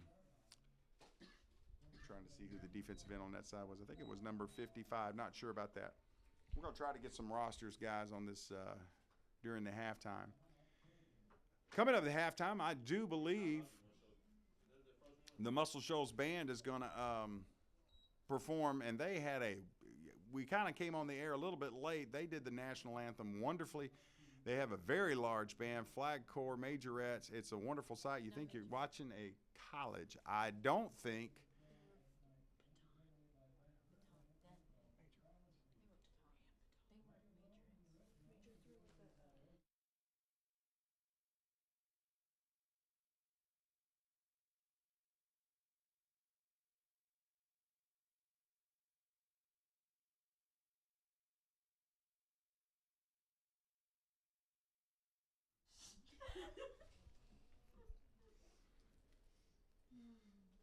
All right, folks, I tried to have a lesson with one of my staff members here about the difference between a majorette and a dance team member. We'll talk about that later on. But anyway, as we get ready for halftime, 23 seconds, let's get back to football and see if we can't hold these guys now. We've got pretty wide splits here. 2 receivers out to the right, 1 to the left. And here's a snap. Roll to the right side, trying to find almost a great one-handed catch, but he couldn't pull it down. That will stop the clock. And I don't understand how that play only took 1 second. It was 23 seconds. Now it's 22 seconds. And I know I'm antsy to get to halftime, but I am. I say that gingerly because we're in the booth sharing this with the referees, which is kind of funny, and they're giving me the dirty look. So let's go with that. So, ladies and gentlemen, as we go here, second down and goal from the 6-yard line, 22 seconds left. The clock did stop with the incomplete pass. Trojans quarterback looking over for the play. They are split pretty wide again, 2 to the right, 1 to the left. 1 running back behind the pistol formation of the quarterback. Here's a snap. Quick pass. Almost another one-handed catch. That'll leave 19 seconds. Yeah, it looks like number 21 for Pearl was able to quickly get over there and block the ball before he could catch it and make another touchdown there.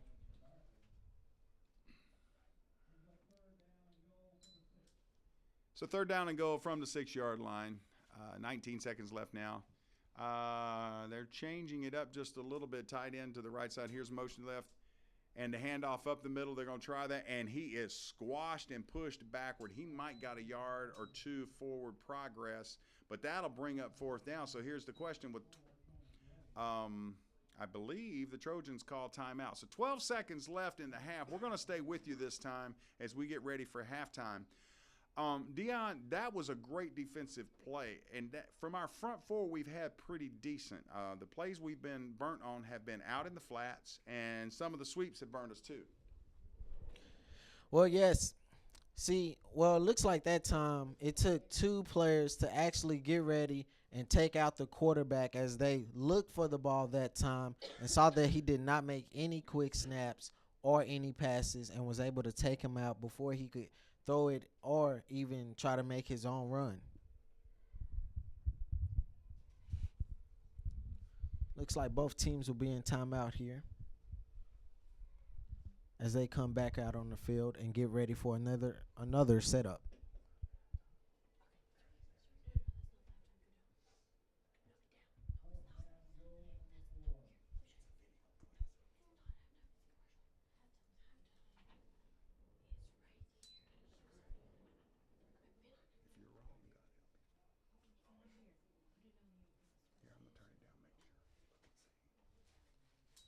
All right, here's the play, ladies and gentlemen, as we keep going. And touchdown, Trojans. So with 9 seconds left, the Trojans now lead.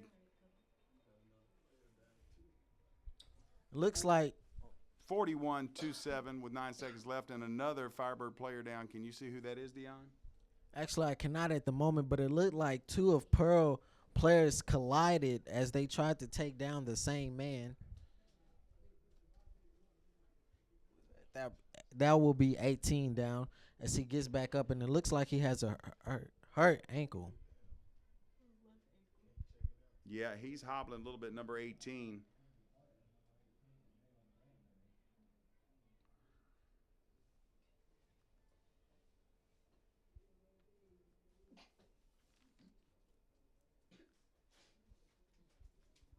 So as we wait with 9 seconds left here in the first half, 41-7 your score.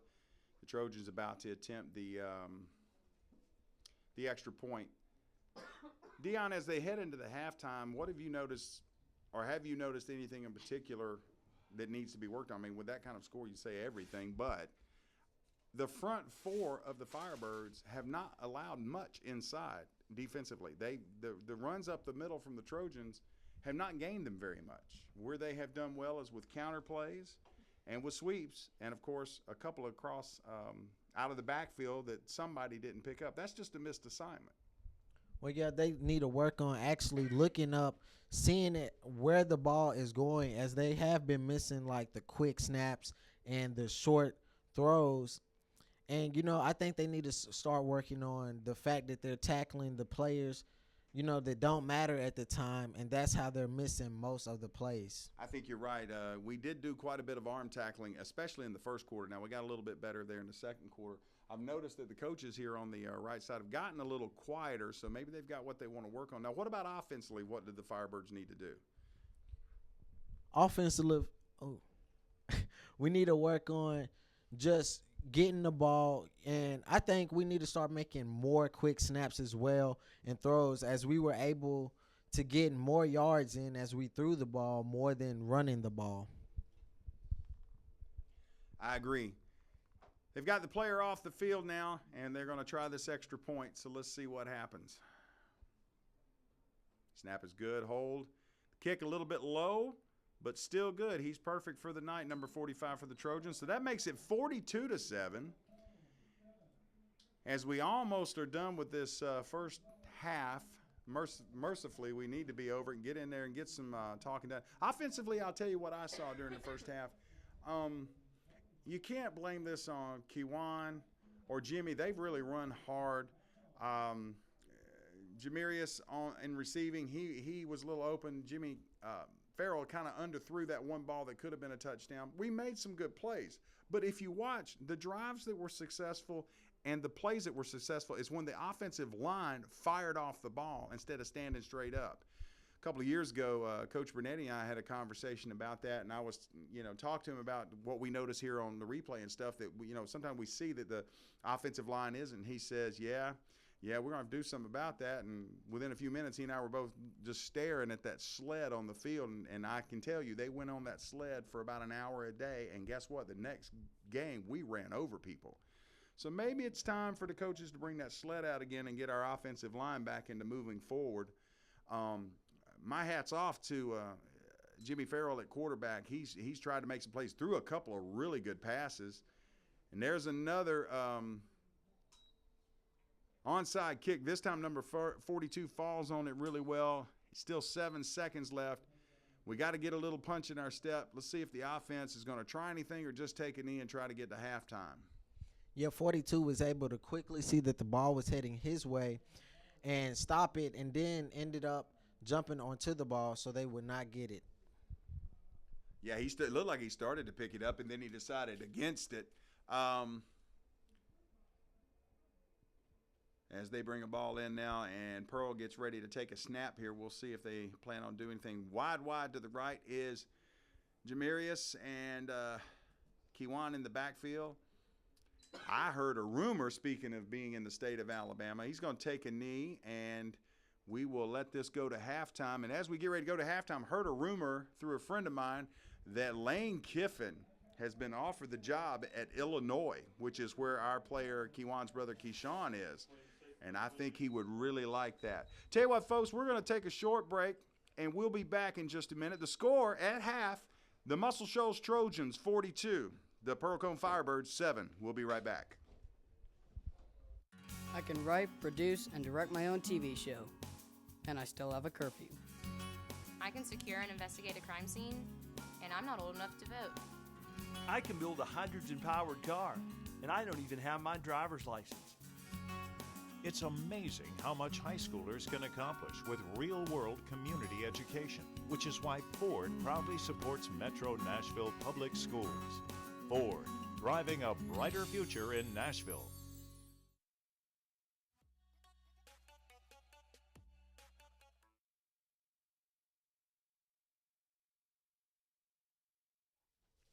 All right, everybody, ladies and gentlemen, welcome back here to Muscle Shoals High School Stadium. The bands are getting ready to perform, and right now the Pearl-Cohn band, I don't want to take away from that. They're going to have a really good show for you guys. Our guys on the cameras are getting set up for that. So, in the meantime, while we're going to watch Pearl-Cohn band, my partner up here, Dion Golston, is going to go find our production manager, Laith Amanuel, and talk about what it takes to get a broadcast done from way over here. In the meantime, we're going to let you listen to the Pearl-Cohn Firebird Marching Band.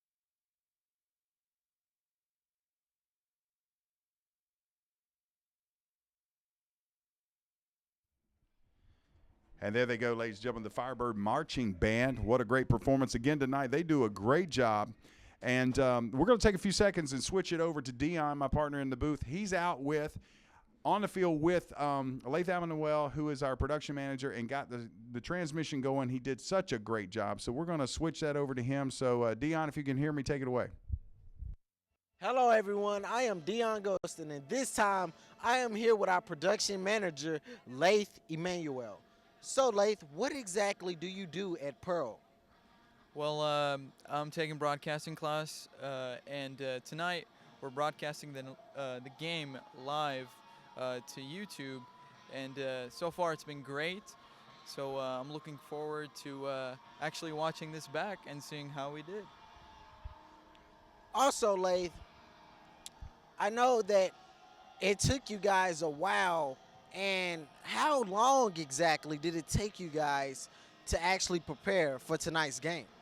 Well, it took us about a week or two to actually set up everything and make sure that we've got everything working in order. So we tested the equipment a lot, me and my advisor, Mr. Young. So, and it's been great so far.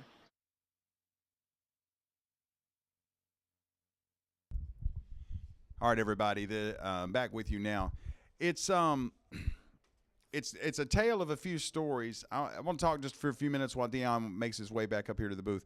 And we're going to be looking while we're talking at the Muscle Shoals Marching Band. And let me tell you something. They got a lot of people out there. They are filling up the field. It looks really nice. And we'll be listening to them in the background as we do this. But want to talk about the first half. Now, the score says 42-7, and we have to be honest, Muscle Shoals has dominated. But where they've really dominated from the Pearl offensive side is they've dominated from the line of scrimmage. Our offensive line has just not got off the ball. Now, defensively, our front four has done a pretty good job. But we've got to put some points on the board. Now, the one thing I did like that the Pearl-Cohn coaching staff did, just to put my 2 cents in, is they did open up the game. And when they started throwing to the flats, well, then the run opens up a little bit. And that worked out a little bit better. And we did get some points on the board. Those slant routes, and give Jimmy Farrell great credit, a good arm, good vision. He has not thrown an interception. But I'm going to tell you something. He did a really, really good job. Here's Dion sitting back down with us. Dion, you got some stats on that first half? Yes, I sure do. So the first downs for Pearl, we have made 7, as Muscle Shoals has made 14. Our rushing yards have been 17-21, as Muscle Shoals has 19 and 179. Let's talk about that just for 1 second. Rushing yards, 17 runs for 21 yards for Pearl. That's just not good running, and you can't expect them to run if they're not getting the blocking. So what are we averaging there? 1.3 yards per carry. On the other hand, on the other side of the ball, Muscle Shoals, the Trojans ran the ball 19 times and 180 yards. Now, that is almost 10 yards per carry. So it's almost a first down every time. Let's talk about passing yards. The one thing Pearl has done pretty good is we actually have outpassed Muscle Shoals. The score is not going to show that, but we got 102 yards in passing. So a total yardage, 123 for Pearl, 257 total yards in the first half for Muscle Shoals. That's good numbers. Usually we're real great of making a lot of yards too, but this time we only made 123, and our penalties have been 10-63, as Muscle Shoals is 6 to 40. Hopefully we won't make any more penalties, or and just keep it going tonight. Yeah, what you said so important. It's 10 penalties for 63 yards. That is really hurt Pearl. 10 times flags thrown against us. 6 times against Muscle Shoals. That's probably higher than their coach likes to see, but only 40 yards in penalties. Now, here's the big one. Pearl-Cohn, fumbles. I said Jimmy didn't throw any interception, but we did lose the ball a couple of times. Yes, we did lose the ball a couple of times, as you said. And Muscle Shoals is doing real good with not losing the ball or making any fumbles. Hopefully, we won't make any more fumbles at all tonight. Hopefully not. Hopefully the coaches are out there right now, and they're going to give a little earful to the team, especially, like I said, the offensive line has got to fire forward. You know what? I tell you what, Dion, let's go ahead and take a few minutes and let the people back in Nashville enjoy the marching band here, the Muscle Shoals Trojan marching band. They look really, really nice, and let's just get a listen. And it is homecoming, so kind of a nice thing as well. We'll be back with you in a few minutes. Just enjoy the show.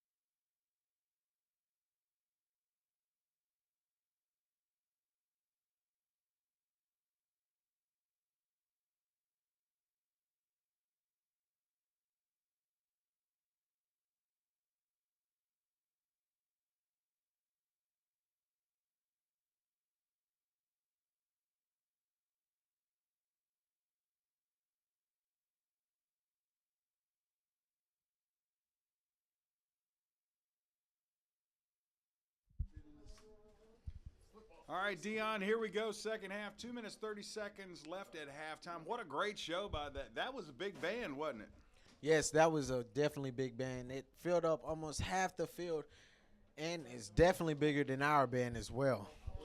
Yeah, bigger than our band, but a lot of great musicians in their band and as in our band. I tell you what, the fans here were really impressed, I think, with Pearl-Cohn's band, especially the dancers. We put on a great show. And I'm going to say something right now, and I'm going to get the camera guys. I gave them just a quick break, but I want them to get a shot of our stands. Quite a few people made the trip over here. Yes, especially with the fan bus breaking down, as some of you might have heard. But it looks like a lot of fans were still able to make it out tonight, and those who didn't make it out are watching tonight live on YouTube.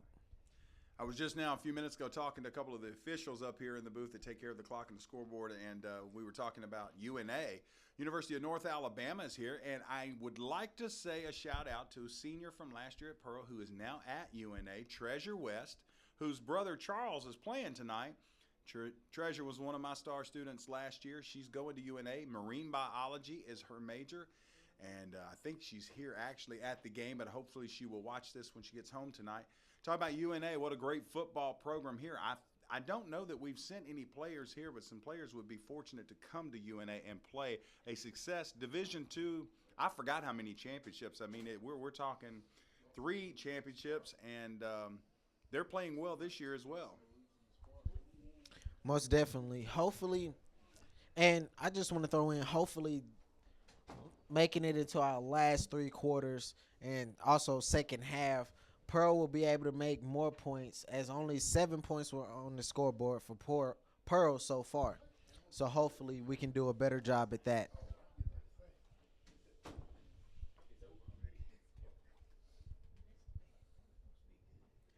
Yeah, I tell you what, I was just sitting here while you were talking, looking at the Firebirds warming up on the right side, and I'm really just hoping that we have a little bit more jump in our step here, that we don't just roll over and let this game get more out of hand. I want to see us to make some positive strides, work on the things we need to work on, if not this game, for another game, because we've got the rest of our schedule. Now, we haven't lost in our district.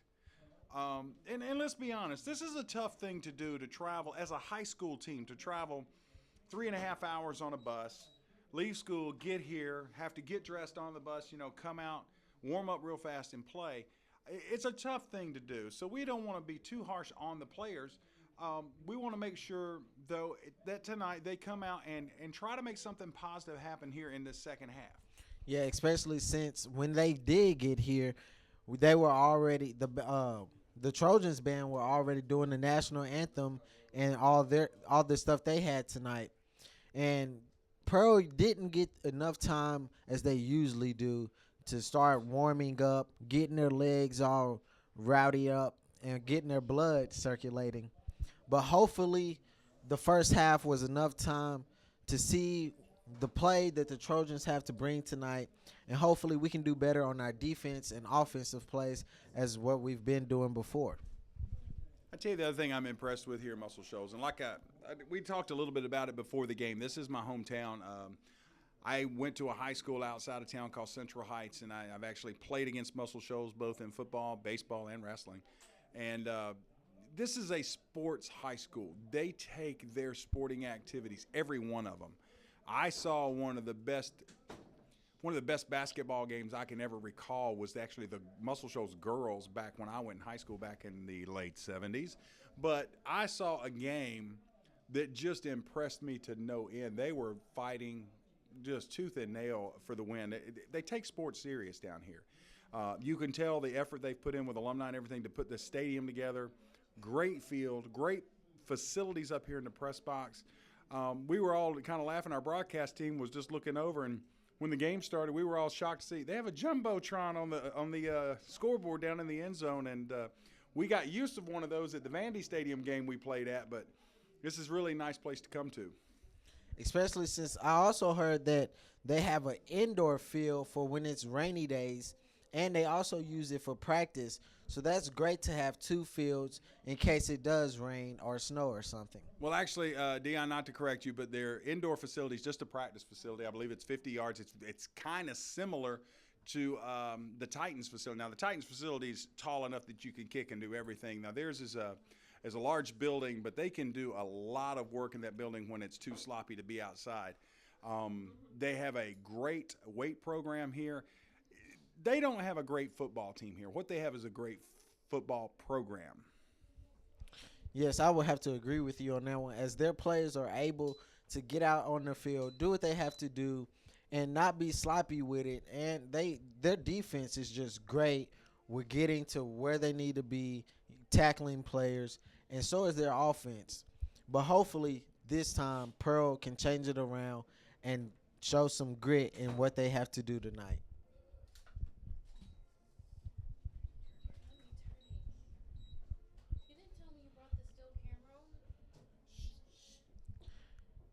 Also, it looks like the refs are getting ready as we go into second half, starting with 12 minutes, 42 Trojans and 7 Pearl.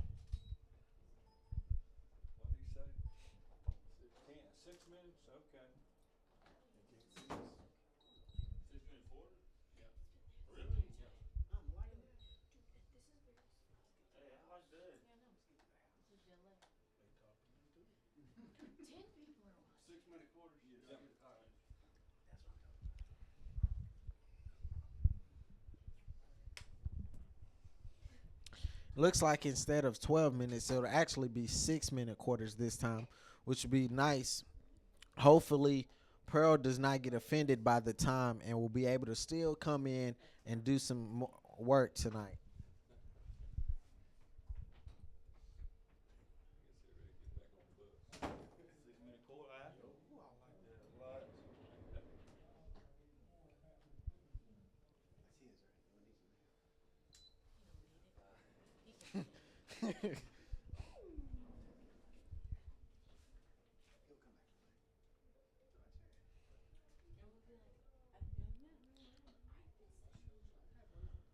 Looks like Pearl will be kicking off and Trojans will be receiving as the kick is off for a scramble, and looks like it will be an onside play, but it's not successful as the Trojans got the ball.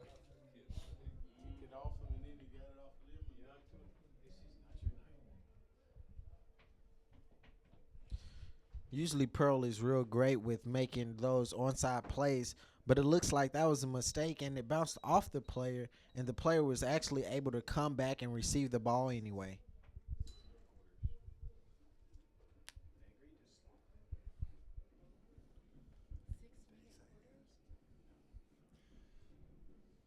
Dion just went down the hall, got a confirmation. They're going to make the quarters in the second half 6 minutes long. The travel for the Firebirds, as you know, it's a pretty long trip. And the first half, with all the injuries, and guess what, right on cue, penalties. Here's a flag in the backfield. Let's see what this is.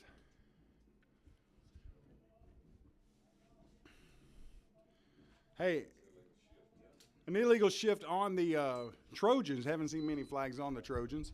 But as I was saying, they're moving to 6-minute quarters. Both teams have agreed to it.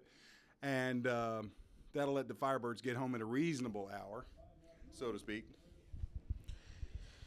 Yeah, but hopefully that time won't get Pearl into a rushing mode, and hopefully they'll still take their time and make good plays. Handoff to the left side, round sweep. He's going to get back just a yard short of the original line of scrimmage, bringing up a third down and about 11 yards. If I'm not mistaken, there almost looked like the Trojans is making the same plays Pearl does in some of their games, but except is kind of doing it better with the snap off to the left as they just did, and was able to make some yards in. Well, they tried to run that same play they ran at the end of the half when they got the touchdown, which is sweep to the left side. This time the defensive end contained. Fake handoff. Here's a rollout. Oh, good sidestep by their quarterback. Ball is short. Their offensive receiver came back for it, and our defensive player did not. And so it is a first down for the Trojans at the Pearl 15-yard line. That ball was so underthrown, but the Pearl defender, I believe it was number 34, wasn't nearby. I don't know if he ran past the play. I did not get to catch it. Yeah, he actually ran past the player. And if he would have looked back in time, he would have actually been able to make it back and either intercept it or block the ball at least. Pistol formation again for Muscle Shoals, first down. And handoff up the middle. This time they got a hold. It was a trap play and touchdown Muscle Shoals that quick with 4:40 left here in the third quarter. That is going to make it 48-7. This time their offensive line, whereas before I told you what I thought we had done well was our defensive line was playing pretty well. This time a trap block freed up their running back. Just enough delay to get that guy out of the hole, and he went in and was barely touched. Yes, and 34, it looks like he's slacking. And really and truly, he could have been able to block that shot. And it looks like they just made an extra point as they kicked it into the goal. So, ladies and gentlemen, the point's good, 49-7.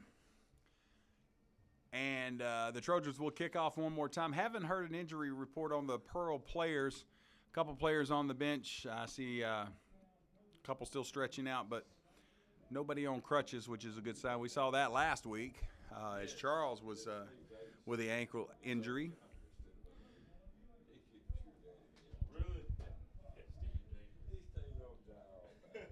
All right, as the Trojans will kick off from left to right this time.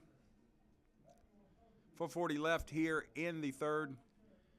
As we said before, this is not something you see very often, but because of the distance of travel, both teams have agreed in the second half here to go with 6-minute quarters. So it also looked like, I'm guessing the Trojans might go with the same play as usual, which is the onside play, but hopefully Pearl will open their eyes up and get this ball. Here's the kickoff. Over the head of the receivers for Pearl, goes into the end zone to be a touchback. Pearl will take the ball out at the 20-yard line, 1st and 10. Let's see if the offense, I tell you what, Dion, you watch the play, call the play. I'm going to take a second just to watch the offensive line and see if we're not going to get a little stronger. Just fire off the ball a little bit. All right, it looks like we're going to set up here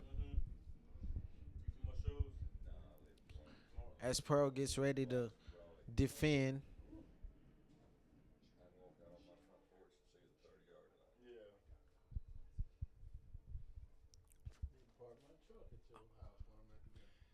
All right, folks, as the Firebirds line up shotgun, here we go. Jimmy in the backfield with Kiwan. This is pass all the way. Good protection. Now they're going to get through. They only rushed 4, and number 54, I saw him with his hands on his hips as the defender did get to the quarterback. It is a sack. That's going to push us way back all the way to our own, right on 8-yard line, I believe. Nope, it'll be right at the 10. I want to say a special thanks here in the booth to Shane Irwin, who is doing stats here, not for us, but has been nice enough to share with us as we have a skeleton crew. Thank you so much, Shane. As we snap to pass again, protection this time. Nobody open. He's going to run. Nope, he does find a receiver. He's at the 30, the 35, 40, 45, 50. Tries to cut it back upfield to the Trojan 42-yard line, number 8 for the Firebirds. What a great run. Great pass. And I tell you what made that pass possible, Dion, was the scramble that Jimmy did just to get away from that up-the-center rush. Yes, and even with that scramble, he had great blockers to help him get a little bit more time in, and he had enough time to throw the ball downfield and got some yards in. All right, shotgun again. 2 receivers to the left, 1 to the right. Here we go. Snap, pass over there to the left sideline, the 35 down. Still stayed in bounds. He'll be almost to the 30-yard line of the Trojans. Firebirds making a run. Here we go. That would be very nice. So this is what happened there on that play. As our quarterback was able to see that we had enough players out to block and 1 player out deep, and he quickly caught the ball and was tackled around the 30. Protection hasn't been terrible. What has happened is, you only ask the line to hold somebody for about 4 to 5 seconds, and it's just good coverage downfield. So let's see how it goes this time. I like the up-tempo. High snap, he gets it. Rush up the middle. They do blitz 2 extra players. Jimmy gets out of bounds, and I'm not sure that I thought I saw a flag. And there is a flag. There is a flag on the play in the middle of the sideline with the Trojans. I thought he was hit out of bounds. Let's see what the flag is. It was the side judge that did throw it. There was no gain on the play. Jimmy was lucky to get back to the line of scrimmage if he did. So let's see what happens.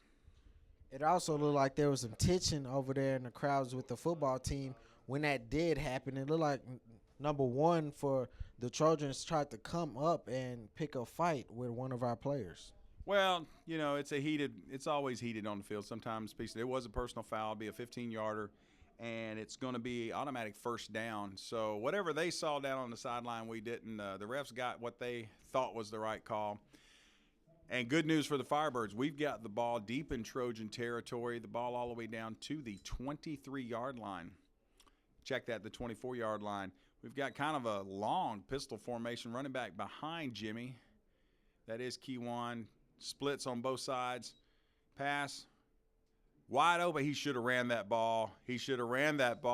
Receiver was open, ball overthrown, but if Jimmy would just pull that ball down and ran straight ahead, he'd have got another at least 15 yards. It was a big hole right there.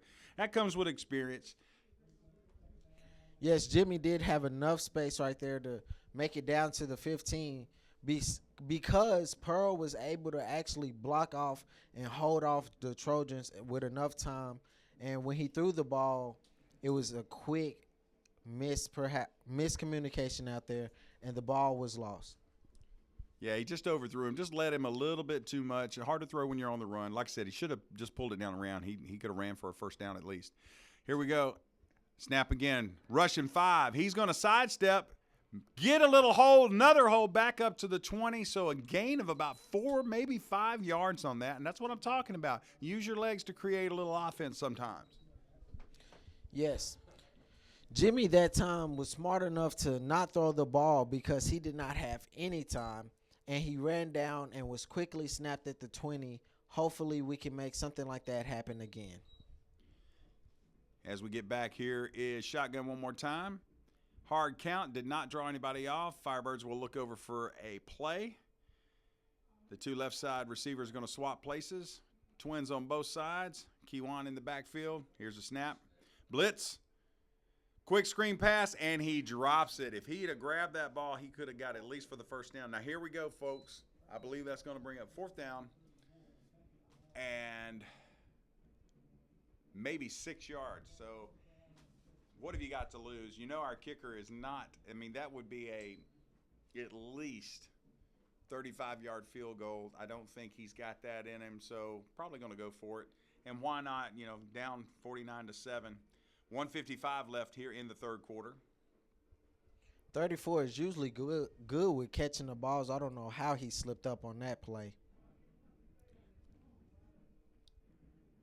Back in the backfield, quick. Here's the snap. Pass all the way. Protection for a few minutes. Fumble. Ball's on the ground. Covered up by number 52 for the Firebirds. So we'll get the ball back. There's a Trojan player down now, and he's face down, not looking good.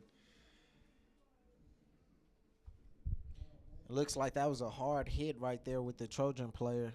He's going to jump right up and get off on the sideline. Clock stops with 1:46 left in the third. As we switch it over on downs, it'll be first down for the Trojans, and they will be running from their own 23-yard line. I saw the referee squeezing the Pearl football, and I thought we might be having a case of high school Deflategate for a minute. It was kind of funny. I was thinking, Dion, do you think it makes that much difference, 4 pounds of pressure in a football? I would probably say so. Well, you might be the only one in here that says that. I'm just kidding with you. Hey, defense holds for a change. Nice play there. A gain of maybe back to the line of scrimmage, so it's going to bring up 2nd and 10. Good defensive effort by the front line again. They have been playing well.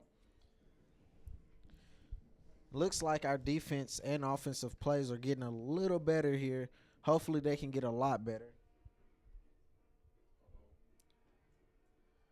And a great defensive play to that left side. It was a fake handoff off the middle, kind of a reverse play to the left side, and the cornerback for the Firebirds was not fooled. Makes a great open field tackle. It's 3rd and 10 now, and maybe we could hold and get a punt. But the last time this came up, we had 3rd and 10. It was a big, nice, long run for the Trojans, which got a first down. So let's see if we can stay home, not get too excited.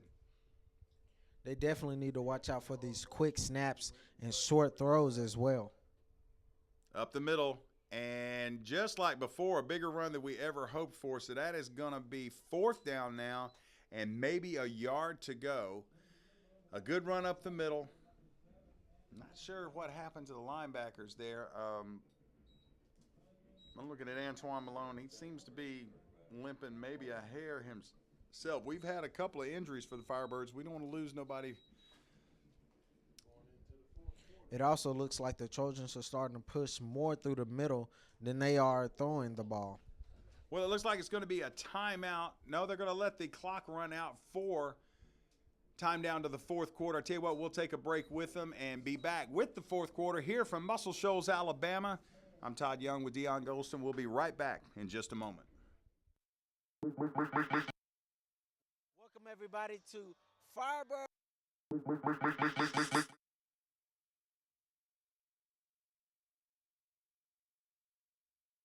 a little time with your kids and let them see what a little laughter can do. For more information about the New Life program, call 340-8989, a public service announcement from PCTV and News Channel 5.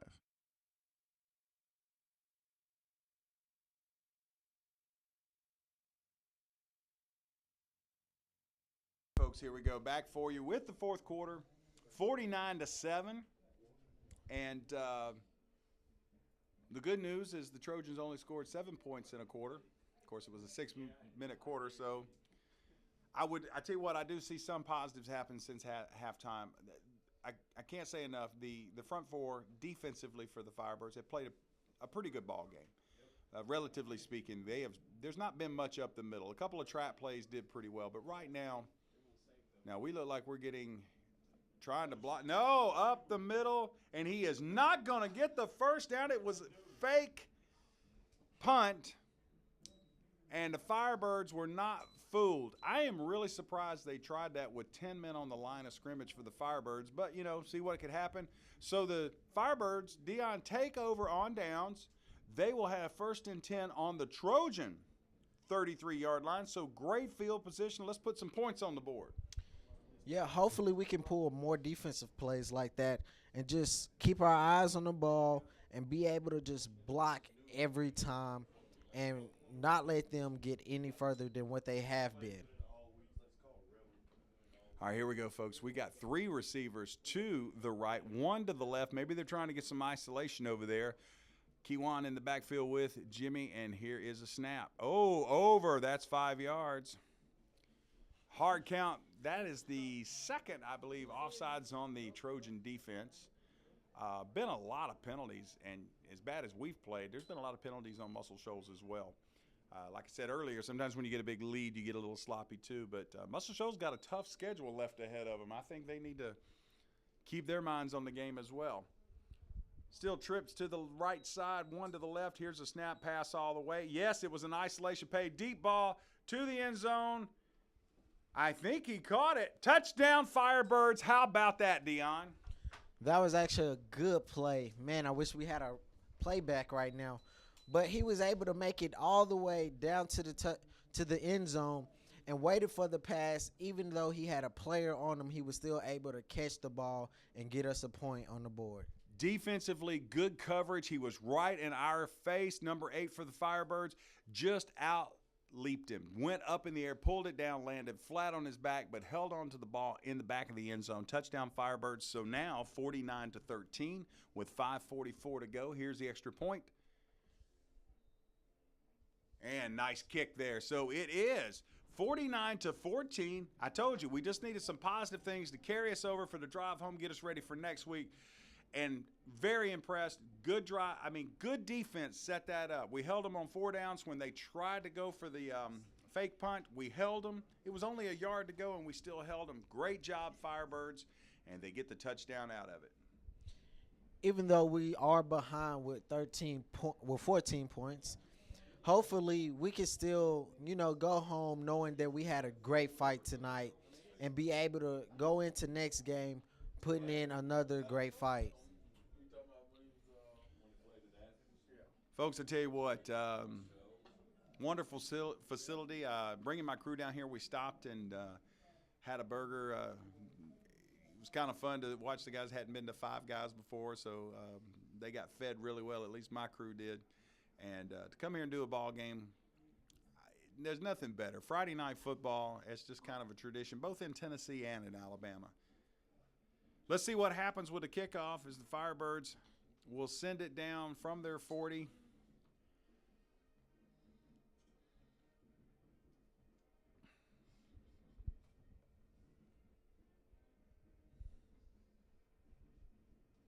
Defensively for the Trojans, three guys sitting on about the 20-yard line.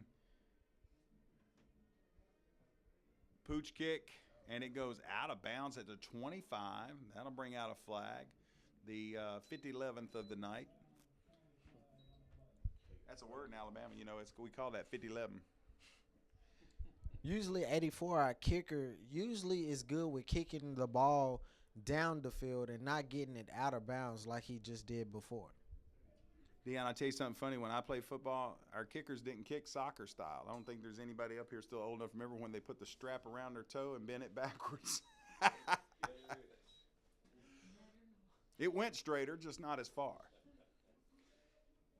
Up the middle again for the Trojans, and one more time, hats off to the Firebird defense, front four.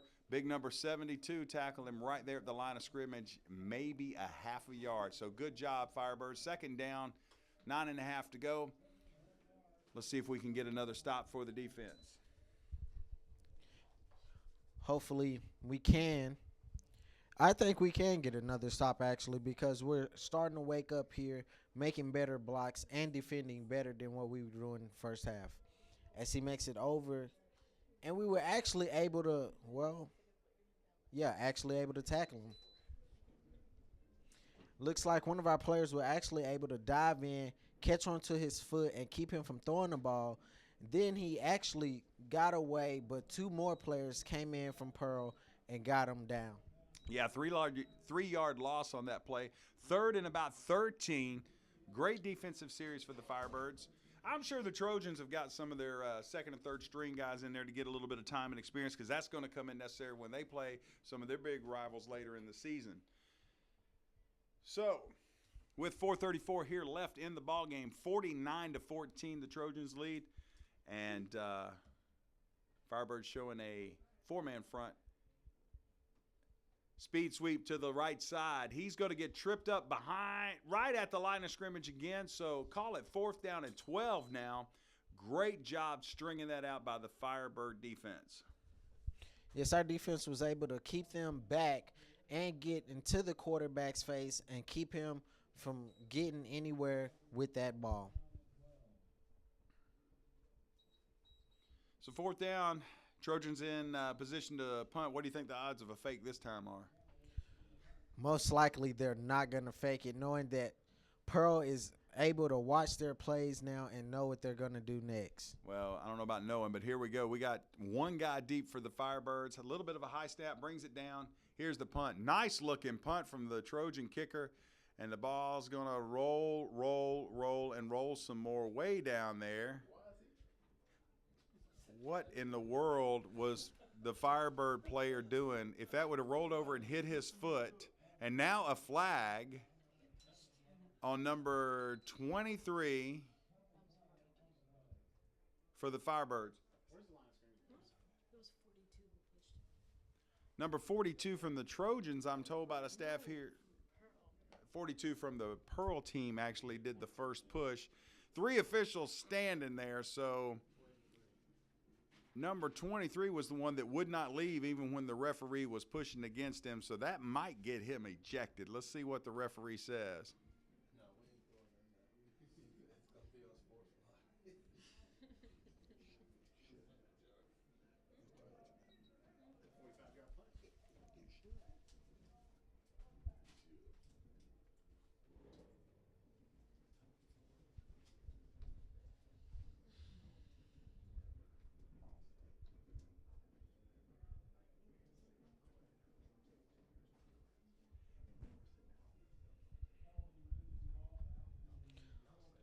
Looks like on that play there'll be some yards down there as they are now pushed back to the 10.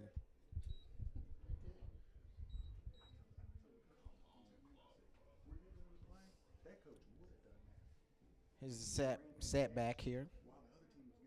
As he snaps the ball back, looks for an open man. He passes it downfield over the 2. 2 catches the ball but quickly trips over his feet. Great catch, actually. He had to go way up and get that ball. Bring it down, rolling over. Good job, number 2, Jamirius on that catch. He is a very athletic player. And you know what? Not that tall for a wide receiver. Only about 5'10", I think. Maybe 5'9", 5'10", but quick. And if you saw that, he had some leap ability to go up and get that ball. So 1st and 10 for the Firebirds. We're in Trojan territory again.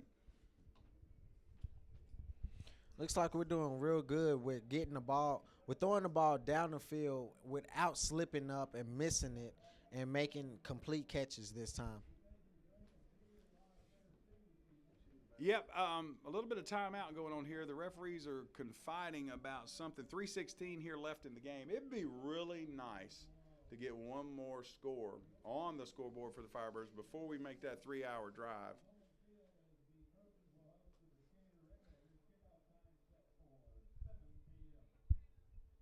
And as they bring him up to the line, trips to the right side, one receiver to the left. Kiwan in the backfield again. And let's get it ready for this play. Snap, pass all the way. Jimmy's going to pull it down. No, he stops at the line of scrimmage, and he did stop just in time.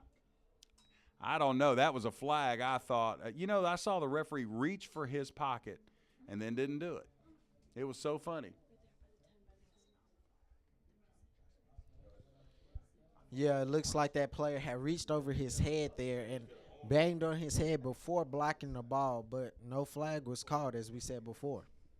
Yeah, the defender on that play, if you'll watch, he did not turn his head around to look for the ball. He kind of chest bumped our receiver, which was, in the college game, they've been calling that every week I've been watching. So here, let's try it again. 2nd down and 10.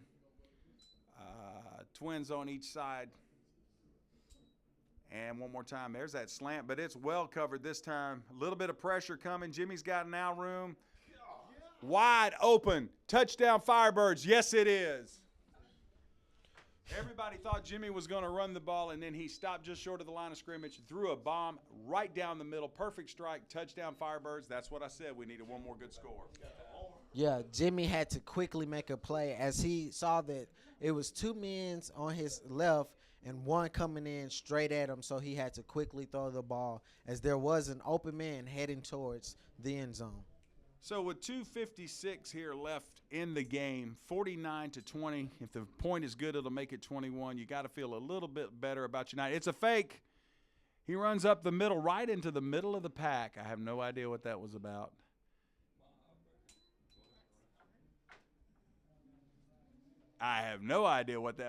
But anyway, we will set it up for a kickoff. 2:56, 49-20. And we will take a short break and be back with the kickoff and the end of the game right after this. Here's a question for every parent out there. If you could fast forward 20 years to see how your kid's doing in life, would you do it? Well, we can't time travel yet, but we can see the future better with the new Common Core state standards in our schools. They set clear goals for every stage of learning, and they're the same for everyone no matter what zip code you're in. So you can be sure your student is really grasping what she needs to know to get to graduation and beyond. Find out how it all works at commoncoreworks.org.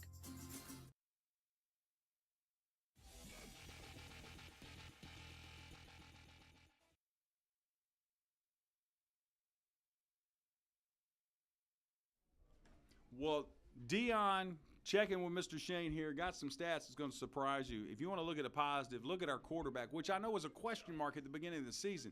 Jimmy is 13 for 15. No interceptions, 3 touchdowns, and you ready for this, Dion? 278 yards. Now, that's a career night right there. He has done a wonderful job, and we got to take our hats off to him. Great pass there. He made that happen with his legs, got just enough space to fling the ball, and he threw that ball. I bet it was at least 45 yards downfield from almost the sideline. Here's an onside kick picked up at the 35 by the Trojans. Runs straight ahead and is going to get to just about the 45. Big pile of bodies going around, and they'll give him forward progress to the Trojan 43-yard line. It'll be first and 10 with 2:47 left. It looks like on that play, had to take almost the whole defensive line just to take out that one man. And I'm pretty sure if he would have got through, he would have made it all the way to the end zone because it looked like he was fast. And that's the same player from before that was able to run from the 40 all the way to the end zone. One of the things about the Trojans that's very apparent tonight is they do have some speed on the team. They have some strength on the line. They're not that big on the front line, but they're strong and quick. Here we go with a pistol. And quick handoff up the middle. Ball's on the ground, fumble, but I think he got it back. Pearl players are signaling they got it, but I thought number 34 for the Trojans get it back, and he did. So we're going to call this second down. And that makes it a gain of about 2, so 2nd and 8. And the clock will continue to run with 2:30 left here in the game. Yeah, one of our players had a great touch on the ball, causing him to drop it, but he quickly turned around and got back onto the ball, causing them to get the ball again. Yeah, actually, it was a little bit of a late. It looked like a zone read almost for the quarterback, and he kind of left that into the breadbasket just held his hand in there too long is what I'm trying to say. Motion, sweep to the right side, great tackle on the left side for the Firebirds. Number 22 made that tackle in open space and stopped him right at the line of scrimmage. So 3rd and 8 to go. And the clock continues to run down to 1:45 here left in the game. Hopefully we can keep them from getting anywhere. And if they do get the ball knocked out of the Trojans' hands, hopefully this time we can actually intercept it.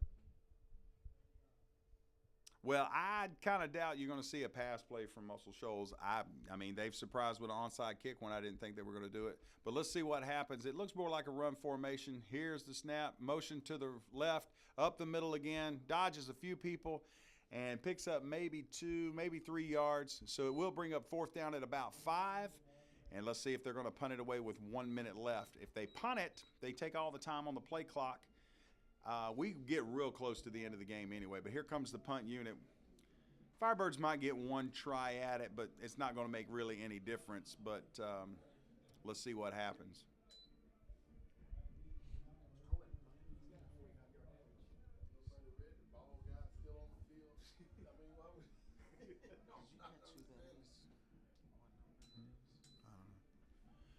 All right, folks, here with just a few seconds left. 10 seconds on the play clock, 32 seconds on the game clock. And they're going to wait till the last one. 4 seconds left. Here's the punt. He did punt it. Almost blocked. Oh, I can't believe this, ladies and gentlemen. Pearl-Cohn fumbled, but I think he did get it back. That was Jamirius covering for the Firebirds. 16 seconds is all we got left. Let's get ready to wrap it up.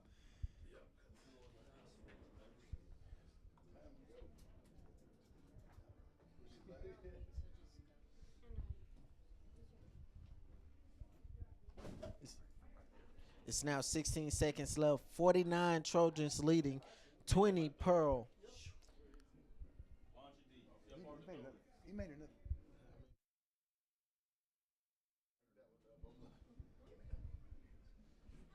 Folks, 16 seconds left. Pearl-Cohn's going to take the ball.